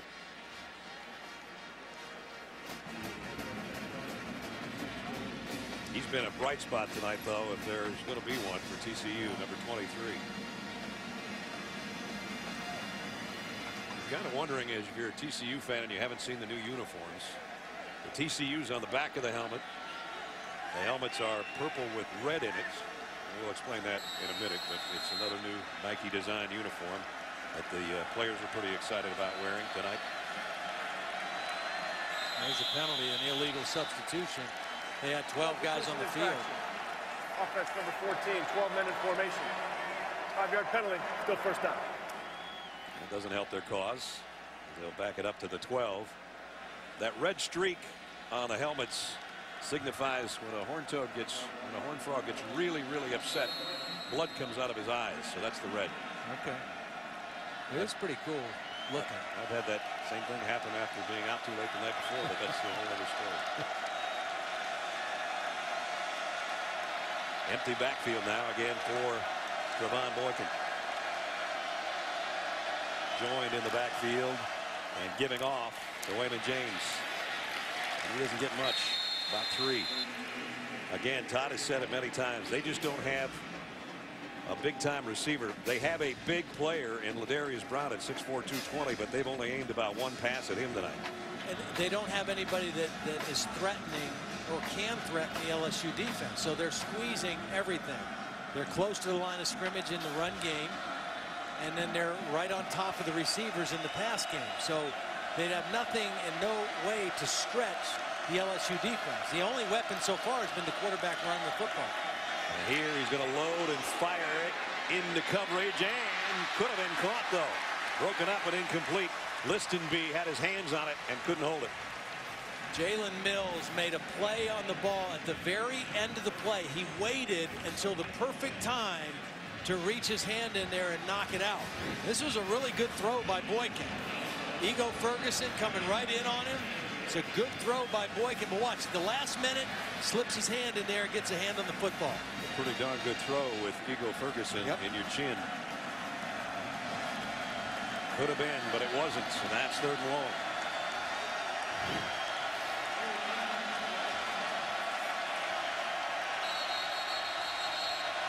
And having to take a timeout is TCU, and it's a problem they had early in the game, and now it crops up with 2 minutes remaining in the 3rd quarter. Well, Dick's Sporting Goods kickoff weekend continues on Monday night. Reminder for you from Heinz Field in Pittsburgh. Paul Christ and the Panthers are making their Atlantic Coast Conference debut against a Seminole team that a lot of people think maybe could be the best in that conference, though they're playing with a freshman quarterback. Number 11, Florida State, Pittsburgh, Monday night, 8 Eastern on ESPN. There's some good players in there. Wide receiver Rashad Green on the Biletnikoff list, and he'll be playing against guys like Jason Hendricks on the other side of the ball. Paul Christ's former team, Wisconsin, had a big win today with their new football coach, Gary Anderson. And a shutout. I don't know how Arkansas did. Brett Bielema, who's the new guy there in the SEC. We've only got 42 games this weekend. It's hard to keep track of all of them. That's just on our family of networks, folks. There's more games than that out there. 3rd down and 12. LSU showing blitz, and just doing that caused a false start. 5-yard penalty, still 3rd down. Jamel Naff, that's a 2nd penalty on him tonight.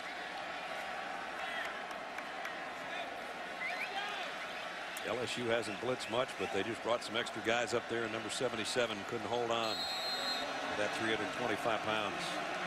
Gary's got the glasses off, the visor off, the sweat still dripping. Oh, there he got everything back on. 3rd and a bunch from near the goal line. Boykin down the sideline. What a throw. And complete. Josh Dotson. That had to be exactly where it was, or it would have been out of bounds or incomplete or intercepted. Dotson is a transfer from Wyoming. Beautiful throw right over Jalen Collins. Can't throw it any better. You know, a safety's coming over the top to help, and Collins is a big corner at 6'2". That was a beautiful throw. It was. And the first big chunk play that TCU has gotten from their passing game. They needed 17 on third down, and they got 35. Offense number 74. 5-yard penalty. Still first down. And Vaitai picks up his second penalty on that right tackle spot. So just when they get a big gainer, they come back the other way 5 yards. Alapulavati Vaitai, they're big, they just call him Big V, on the 6'6", 310-pounder at the right tackle. Third penalty on this drive for TCU, though. You got to eliminate those, or you're never going to beat a team like LSU.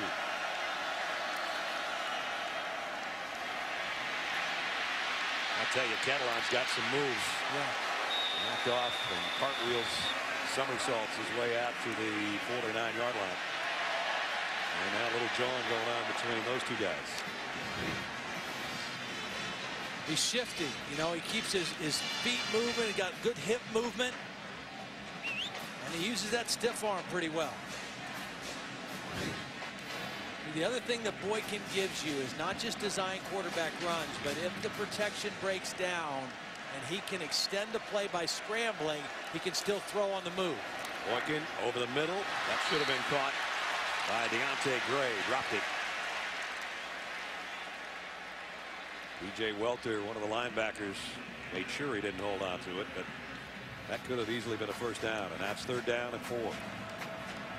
The coaches told us the other day about Boykin that, you know, when he was thrust into the position last year, there was no real backup. They had to take a wide receiver and make a backup quarterback.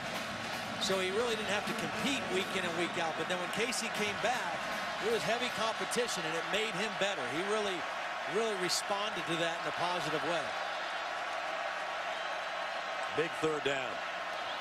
And he'll try to do it with his legs, and he's not going to get away from Ego Ferguson, who's had a big game.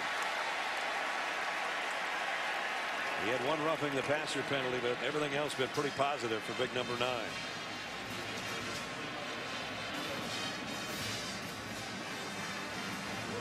Forcing the Ethan Perry punt that's upcoming. And that punt's going to have to wait. That's the end of the third quarter. Because we played 3. And unless TCU can start to slow down LSU's ground game, they've got 15 minutes to do something about it. At the end of the third quarter, number 12 LSU leading number 20 TCU 30-17.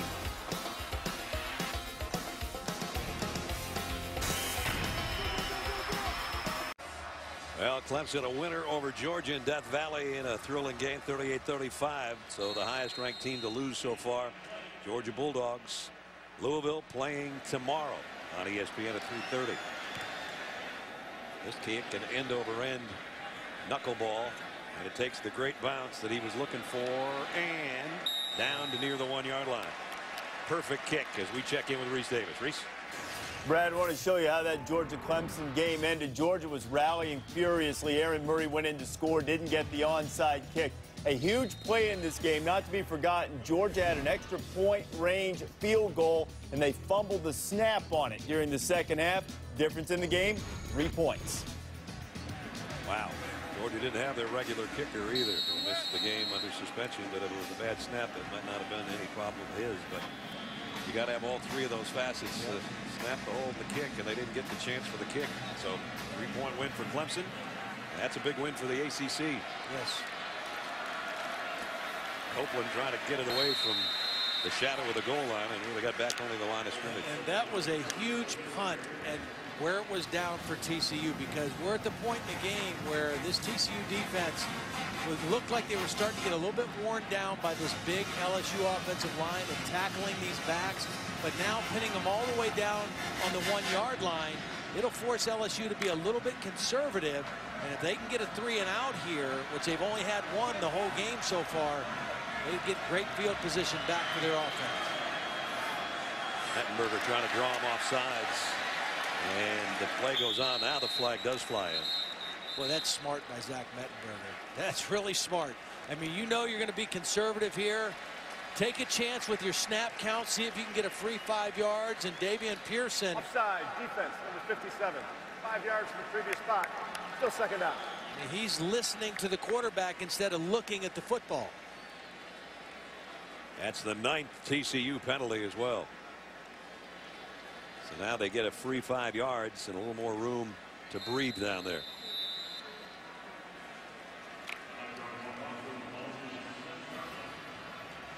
Sports Center, by the way, right now on ESPN News as it's midnight Eastern time, 11 o'clock here in Arlington, Texas. And the ball is out. Let's see who's got it. TCU had the great shot at it. No signal yet. Not a good exchange on the handoff, and still they're trying to separate everybody on the bottom of the pile. It is TCU football. I think Kevin White is the guy that came out of there with the football. He was out for a while and looked like a knee injury. Is back in the game. This was a bad exchange between Mettenberger and Alfred Blue. Looked like the ball was on his hip a little bit. Blue was not secure in the football, and a big play. It started with the punt, downing on the 1, and now they get the turnover, and their offense in the best field position they've had all night. LSU's backs came into this game with 296 consecutive touches without putting it on the ground. Alfred Blue just did. He's the last guy to have fumbled in that streak, the aforementioned streak. Golden opportunity. Trevon Boykin and TCU. First and goal at the 6-yard line. He'll keep it himself, but he only got a yard. That was played well by Roscoe. I mean, he kind of had both responsibilities. He read the quarterback and then quickly dove in and tripped him up. And he was in position to guard the back and the quarterback. He just showed the quickness of the defensive end, Roscoe. Second down and goal. 13:20 and the clock rolling at the LSU 5-yard line. Trying to take advantage of the turnover. Low snap, rides it to James, gave it to James. James for the touchdown.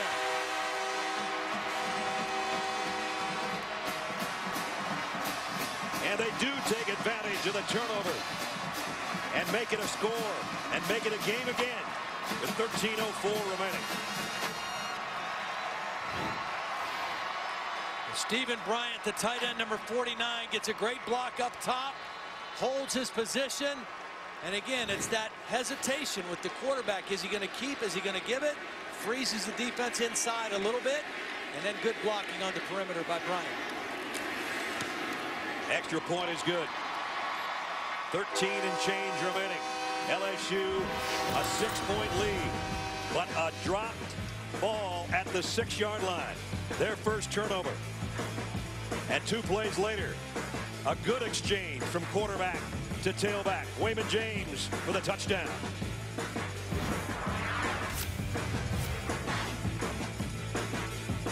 Comes to being ESPN College Football Primetime presented by Hampton Hotels. Good one brewing here with 13 minutes and 4 seconds remaining. Todd, take us through what that 2-play drive looked like. Well, the guy you want to make miss is that guy right there, Jamaria Roscoe. And watch the first down play. He kind of baits Boykin to keep the ball, and then he slides back in to make the tackle. So the very next play, they do the same thing. Make that guy be wrong. Make him hesitate. This time he gives the ball to Catalan, and that little hesitation by Roscoe, not able to get out on the back, and that time they get the touchdown. And the kick. And it does make the end zone, so they'll bring it out to the 25. Reminder, only 2 races left until the chase for the cup. Jimmy Johnson looking to hold on to his lead on the rest of the field. Competition heating up at Atlanta Motor Speedway tomorrow. NASCAR Sprint Cup Series in Atlanta tomorrow night, 7 o'clock Eastern on ESPN, and also live on Watch ESPN. Got a couple former champs there that kind of on the outside looking in too. Brad Keselowski, who won last year. 4-time champ Jeff Gordon. They both need either a win or a couple good finishes down the stretch here. They're going to be out of it. Good homework, brother. Yeah, bro.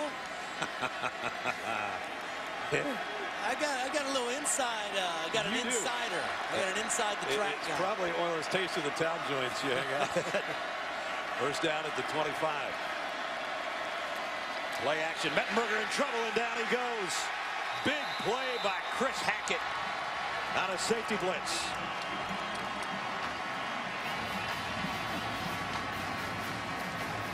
Well, unaccounted for. They moved the tight end away, and that left Hackett unaccounted for on the backside. Mettenberg didn't feel it, didn't see it, and a loss of yardage play on first down. Second sack of the night for TCU, and that came at a big time, dropping Mettenberger back at the 17-yard line, a loss of 8. And they get LSU in a long yardage situation here and can force another punt, and I'm telling you, they're going to have a heck of a finish. There was a time when TCU's fans were sort of sitting on their hands thinking that LSU was taking over this ball game, but that's not happening right now. The noise has changed to the other purple fans. You know, and it really goes back to that punt that was downed on the 1-yard line. It really flipped the field. It gave them a little momentum. It forced LSU to be a little conservative. And all of a sudden now we have a much different football game. And here is the 3rd and 15. And though Zach Mettenberger's got a big right arm, you don't want to make a mistake here. Not so bad to punt with 11.5 minutes to go. Just don't throw one to the other team.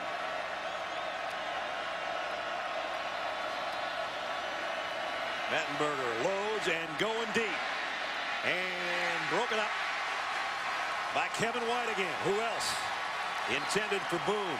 Well, you know what happens when you have an All-American like Jason Verrett, who had 6 interceptions to lead the Big 12, led the Big 12 in passes defended. That means the guy on the other side usually gets worked on quite a bit. And Kevin White has more than ably held up his own on the other side. I mean, he has made several big-time plays tonight against these LSU receivers. He might find some people not coming his way in the next few weeks. Second straight drive without a first down for LSU. Fumbled the last one, and now here they are to punt. Brandon Carter says, everybody just get out of the way. That one's shanked. And TCU's going to have great field position. It's going to be on LSU's side of the 50. 48-yard line. Not a good punt. TCU with a short field and down 6 when we come back. ESPN College Football, the 2013 Cowboys Classic, is presented by Hampton Hotels. Feel the Hamptonality. And in part by Nissan, premier partner of the Heisman Trophy. And there's the Nissan Heisman House Tour here in Dallas at its debut stop. Everybody wants to get their picture taken with a Heisman Trophy that I've ever met. Second straight start in LSU territory for TCU, and Boykin comes up throwing. Back shoulder throw. Did he hold on the sideline? Going to be incomplete. Let's check in with Holly. During that last offensive series, defender Lamine Barrow of LSU made the entire defense get up off the bench, come over and get together for a chat. He's wearing number 18. That was assigned to him because it's a signifying of leadership, stewardship, and he was the one that got this defense together and said, hey, we've got to stop this momentum now. They know the game is on the line, trying to get a stop here on this series. And he started at number 18 in honor of Matt Mock, who led them to a title in 03, first one since 1958. That was Nick Saban's LSU title that year. Here's James. Very short game, got a couple. Anthony Johnson coming off the bottom of the pile. That is some good sportsmanship. Big guy giving a little guy a tap on the helmet and vice versa. Well, this is the biggest third down of the game for TCU. 4 wide receivers for Trevon Boykin. Snap again low in the shotgun. Scrambles to his left, running for his life. Going to try to get it with his feet, and did. Great run by Boykin. First down.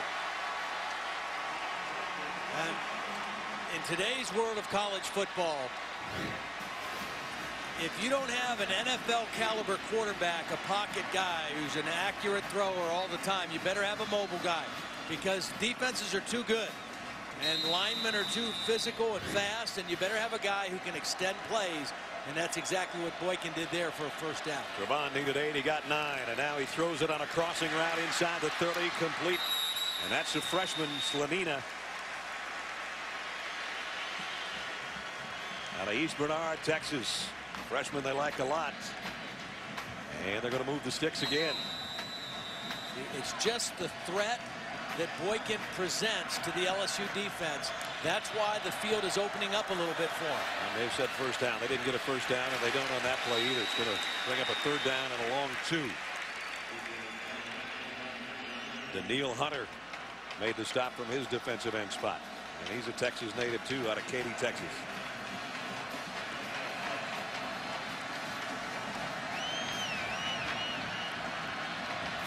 Got to wonder down here, Todd, if they're in 4-down territory. Third down, a long 2.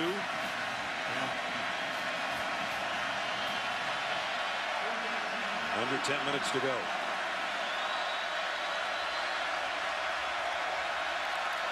Fake the fly sweep, give it to Catalan straight up the middle, and he's got the first down. Tell you what, if TCU somehow wins this game and comes from behind, that guy is going to be the guy that did it for him. He's had a sensational night. Touchdown on the ground and one on a 100-yard kickoff return. From the 26, Boykin in trouble and lost the football. LSU's got it. No, it squirted out again. Looked like they were all over it with Quentin Thomas. And it came out of the pile again, and I don't know who has it now. You know, I thought Quentin Thomas did the right thing by not trying to scoop it up and run with it, but he still wasn't able to safely recover it. A missed opportunity for LSU's defense there because the ball was out. They had the first shot at it, and Quentin Thomas couldn't get it. And to add to the problems, Roscoe is face down. He was scrambling for the loose ball as well. Boykin right here had it stripped in the backfield, and that was Roscoe who got a hand on it. And then Thomas tried to cover it. Roscoe tried to get back over there, and there you see at the bottom of the pile, Vaitai, I think, is the guy that finally ended up with it. It's going to go down as a loss of 13 yards, but more importantly, TCU gets to keep the football, and we will check on Roscoe when we come back in a minute. Roscoe poked in the eye on the bottom of that pile. Has come to the sideline. Meanwhile, a loss of 13 on the play, but more importantly, TCU kept the football, and they've got it at the 39-yard line. It's second down and 23. Play action. Boykin wants to throw back the other way, scrambling for his life. Trying to run away from Johnson, got away from him. And he goes all the way to the 32-yard line, so he got a decent gain out of it. Picked up 7. And Johnson hurt now. And he's going to take a knee. He was giving chase on Trevon Boykin. Officials timeout for an injured player.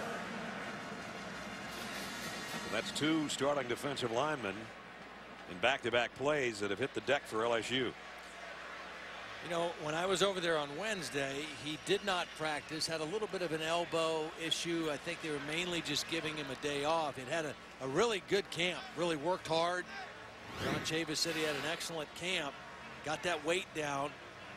I think he's just really tired at the end of this play, quite frankly. I mean, that was a lot of running for him to do. Yeah. He landed a little awkward on the ground. John Chavis also told us he didn't know if he'd ever had a defensive lineman work harder on a snap-to-snap and day-to-day basis than number 90 has. Yeah, it is his left shoulder. And that would be a huge loss if that was anything serious. Meanwhile, you can see the left eye of Roscoe is kind of swollen and red.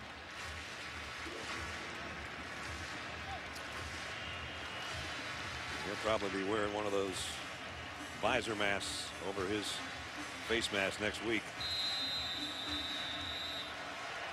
Third down and 17 with 8:39 on the clock rolling. Pahal's in at quarterback. They need a big throw.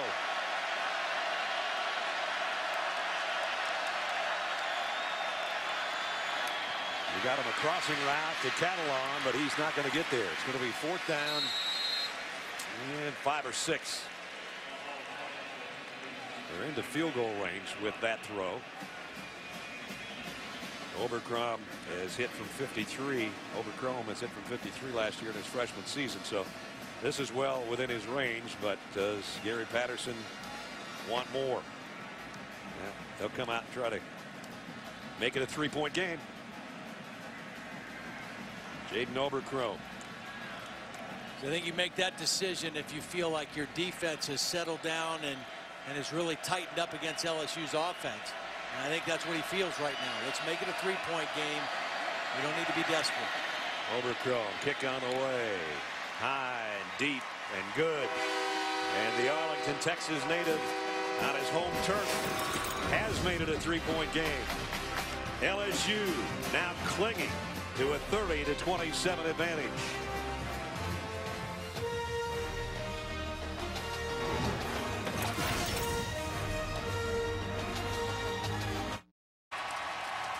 ESPN 2's got a special Labor Day weekend edition of Sunday Night Baseball for you tomorrow. The Mets and the Nationals face off in a division matchup. Sunday Night Baseball, Mets and the Nationals tomorrow, 8 o'clock Eastern on ESPN 2.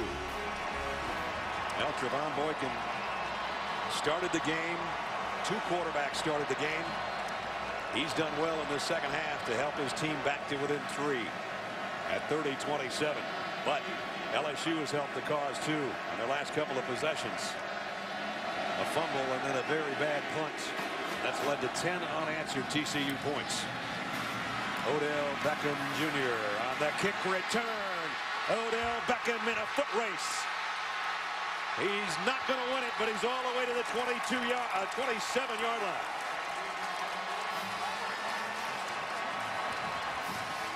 You can almost feel that coming from him. 75 yards. Well, this TCU kick coverage team has the nation's longest streak of games without giving up a kickoff return for a touchdown. That was in jeopardy there for a few moments. But nonetheless, a big boost for LSU when they needed it. They've had bad field position. They've turned the ball over. And now their special teams have given them a gift wrap situation here with field position. The gift wraps at the 25-yard line. With a 3-point lead and 7:24 remaining. Out comes Zach Mettenberger and company at the TCU 25. McGee's the tailback. He gets the call. Almost looked like he lost the handle for a second, but no gain on the play. I mentioned LSU. The reason this is only a 3-point game, they fumbled first time in the last 332 rushes. Blue put it on the ground on a bad exchange from Mettenberger. And then 3 plays, -5 yards. Got that short punt. That led to a field goal. So 10 straight points for the Horned Frogs. And Davion Pearson, he is the TCU player that's on the turf.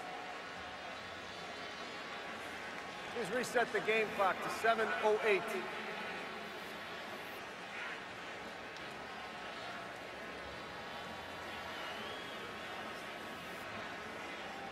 Hard-hitting night down there in the trenches on both sides. As LSU on the last series had 2 of their starters go down, and now Davion Pearson, sophomore out of Oklahoma City, is still down at the 24-yard line, and his head coach is going to come out to have a look.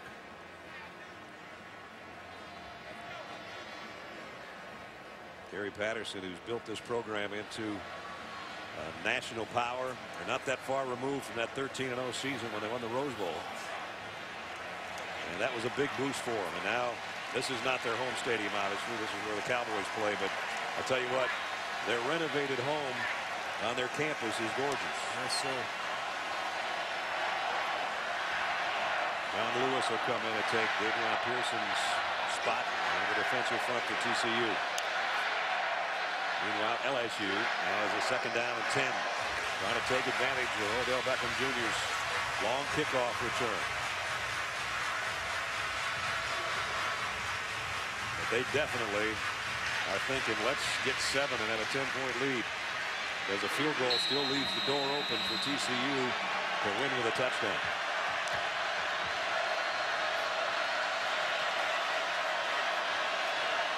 Mettenberger in the shotgun. McGee on the carry, follows his blockers nicely and got it down to the 20.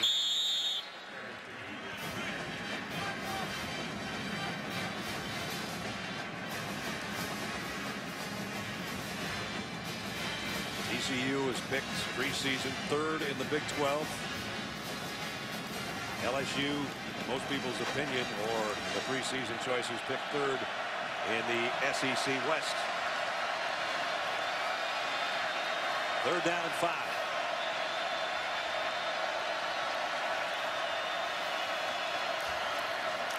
Mettenberger. Landry makes a great catch in traffic. Touchdown.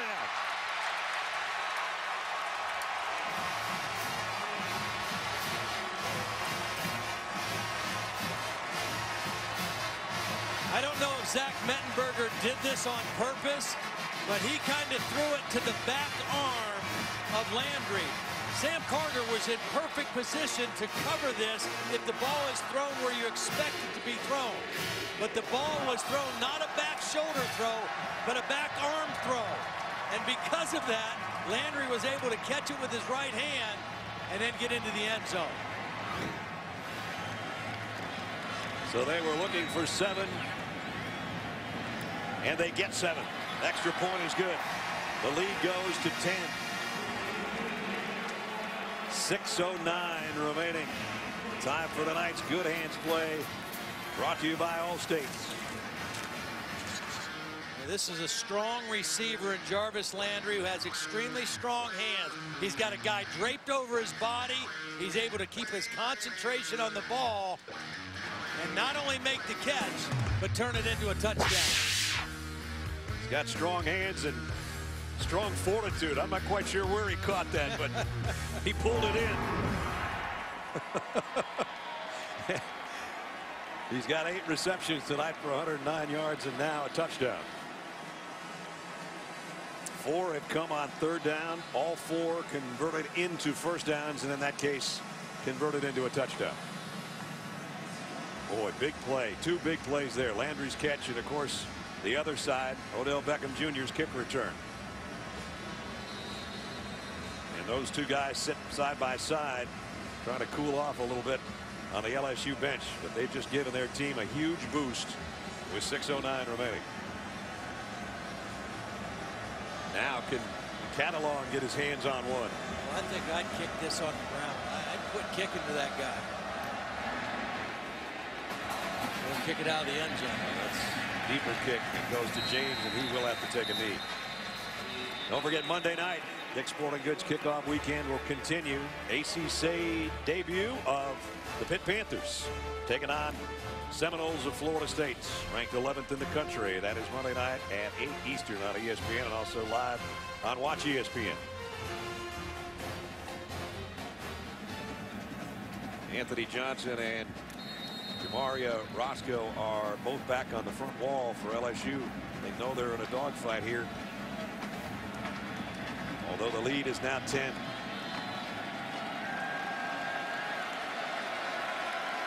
And he's Boykin at quarterback. Again, the snap from center was low, but he delivers, completes about an 8-yard gain to Josh Dotson. So you're thinking right now, if you're TCU with the football with 6 minutes left in the ball game, just under 6, you got to score twice. And so you may only get 2 possessions, this one and 1 more. So if you get a field goal on this one, that's okay. You don't have to get a touchdown on this one, but you better make sure you get yourself in scoring position, because if you do get it back again, you may not have very much time. They're down to 2 timeouts as well. Boykin going to go deep. He's got a man out there and broken up the very last moment. It looked like it was going to be a relatively easy catch for Slanina, who was open, but that opening closed in a hurry for that LSU secondary. Well, I think Mikey Eugene maybe got a tip on it, and because the ball hung a little bit long after the deflection, that enabled Craig Lawson to come over and jar it loose from Slanina. Good help by the safety, helping out his underneath corner. Now 3 receivers to Boykin's right. A 3rd down and 2. They need the first down just to get the drive continued here at 5.5 minutes remaining. And in and out of the hands Brandon Carter. Now it's 4th and 2. Boykin very slow getting up after that play. It's back-to-back plays by Mikey Eugene, pretty strong.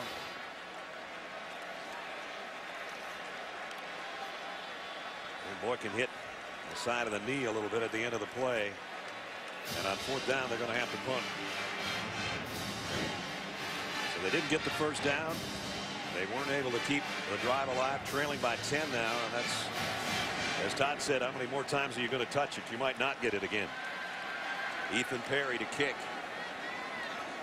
And Odell Beckham, the guy that did the damage on the kick return.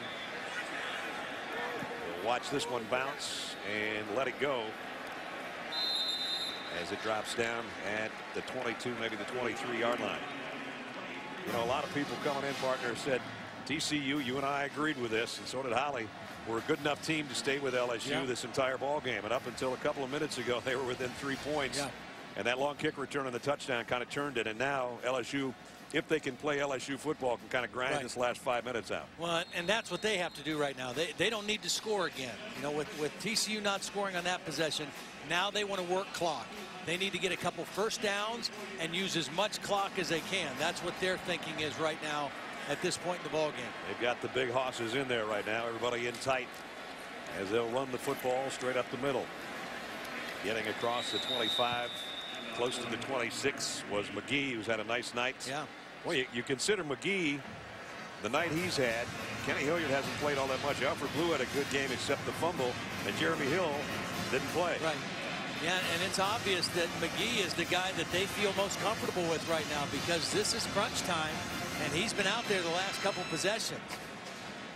LSU's rushed for 178 yards against a defense that was first in the Big 12 last year, allowing only 105 a game.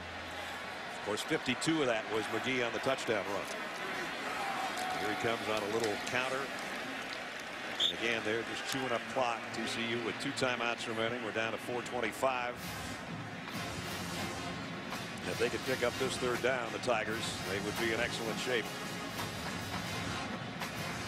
We'll expect a lot of movement by this TCU defense. They'll show one thing at the snap of the ball. You'll see guys moving and angling towards the football, trying to pinch in there and get something behind the backfield. The 3rd and 5 with under 4 to go now. And Alfred Blue in the tailback spot. And let Mettenberger throw one. Sideline, back shoulder, beauty to Beckham. First down. They brought Blue in because he's the older guy and better at pass protection. But this is undefendable.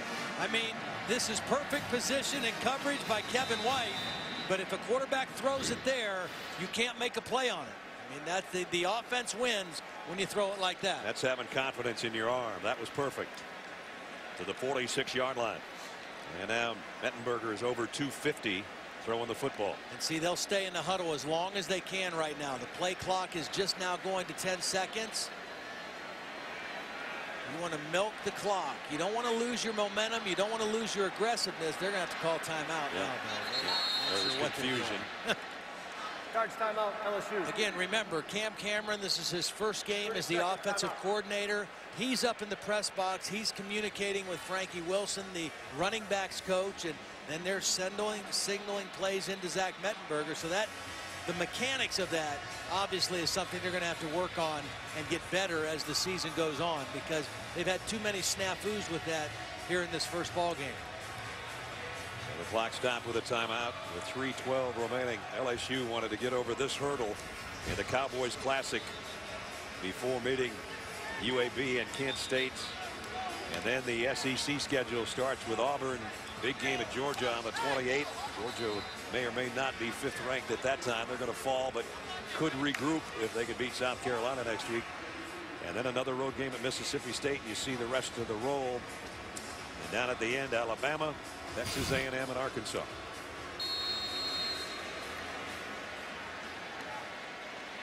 And this one would be a nice way to start the season for LSU. And Alfred Blue just pushing his blockers on the backside to help him through.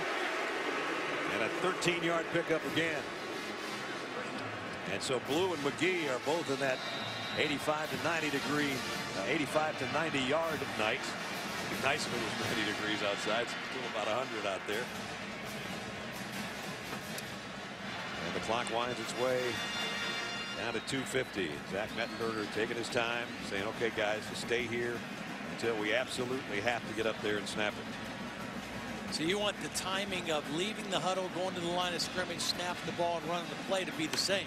So you just stay in the huddle a little bit longer if you want that play clock to go down, but keep that part of the timing as consistent as possible.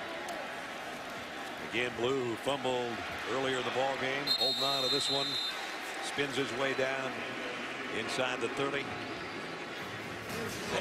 I know that a lot of people and writers and reporters have said that LSU would be the third team in the SEC West this year. I don't agree with that. I think they're still the second best team along with Alabama. I think they're better than Texas A&M. They beat A&M last year in College Station.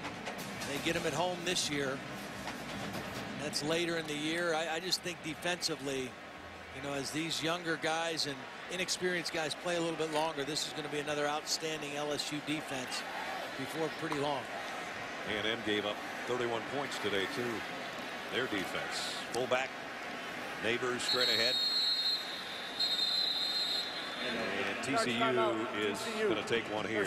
Take one here. Second timeout, 30 seconds. They're down to one timeout with 1:38 to go.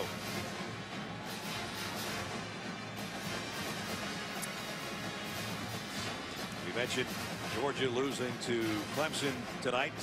Got another tough one next week, but they will be between the hedges as they'll take on South Carolina. South Carolina winner over North Carolina on Thursday night as our Dick's Sporting Goods kickoff weekend started on Thursday nights. And Jadeveon Clowney and company, Aaron Murray. Jadeveon Clowney said at SEC Media Days, Aaron Murray, I can see the fear in his eyes when he plays us. Aaron Murray says, I'm not really scared of him. I just haven't had great games. And Mark Rick said, you know what? I think there's a lot of people who are probably scared to play against Jadeveon Clowney. He didn't have the greatest night against North Carolina the other night, but that'll be the matchup. And South Carolina won't have lost any in their ranking area, but Georgia will after losing to Clemson today. Game day will have Notre Dame and Michigan, both winners today. Those are the two night games for you on ABC and ESPN next week. Actually, our game's in the afternoon at 4:30. And pulling his head down and plowing his way for another first down is Terrence McGee.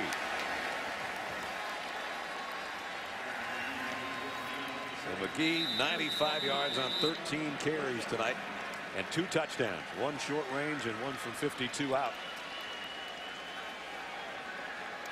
TCU's only got 1 timeout, 1 more way to stop this. I think the best thing that Zach Mettenberger did tonight was passing on 3rd down.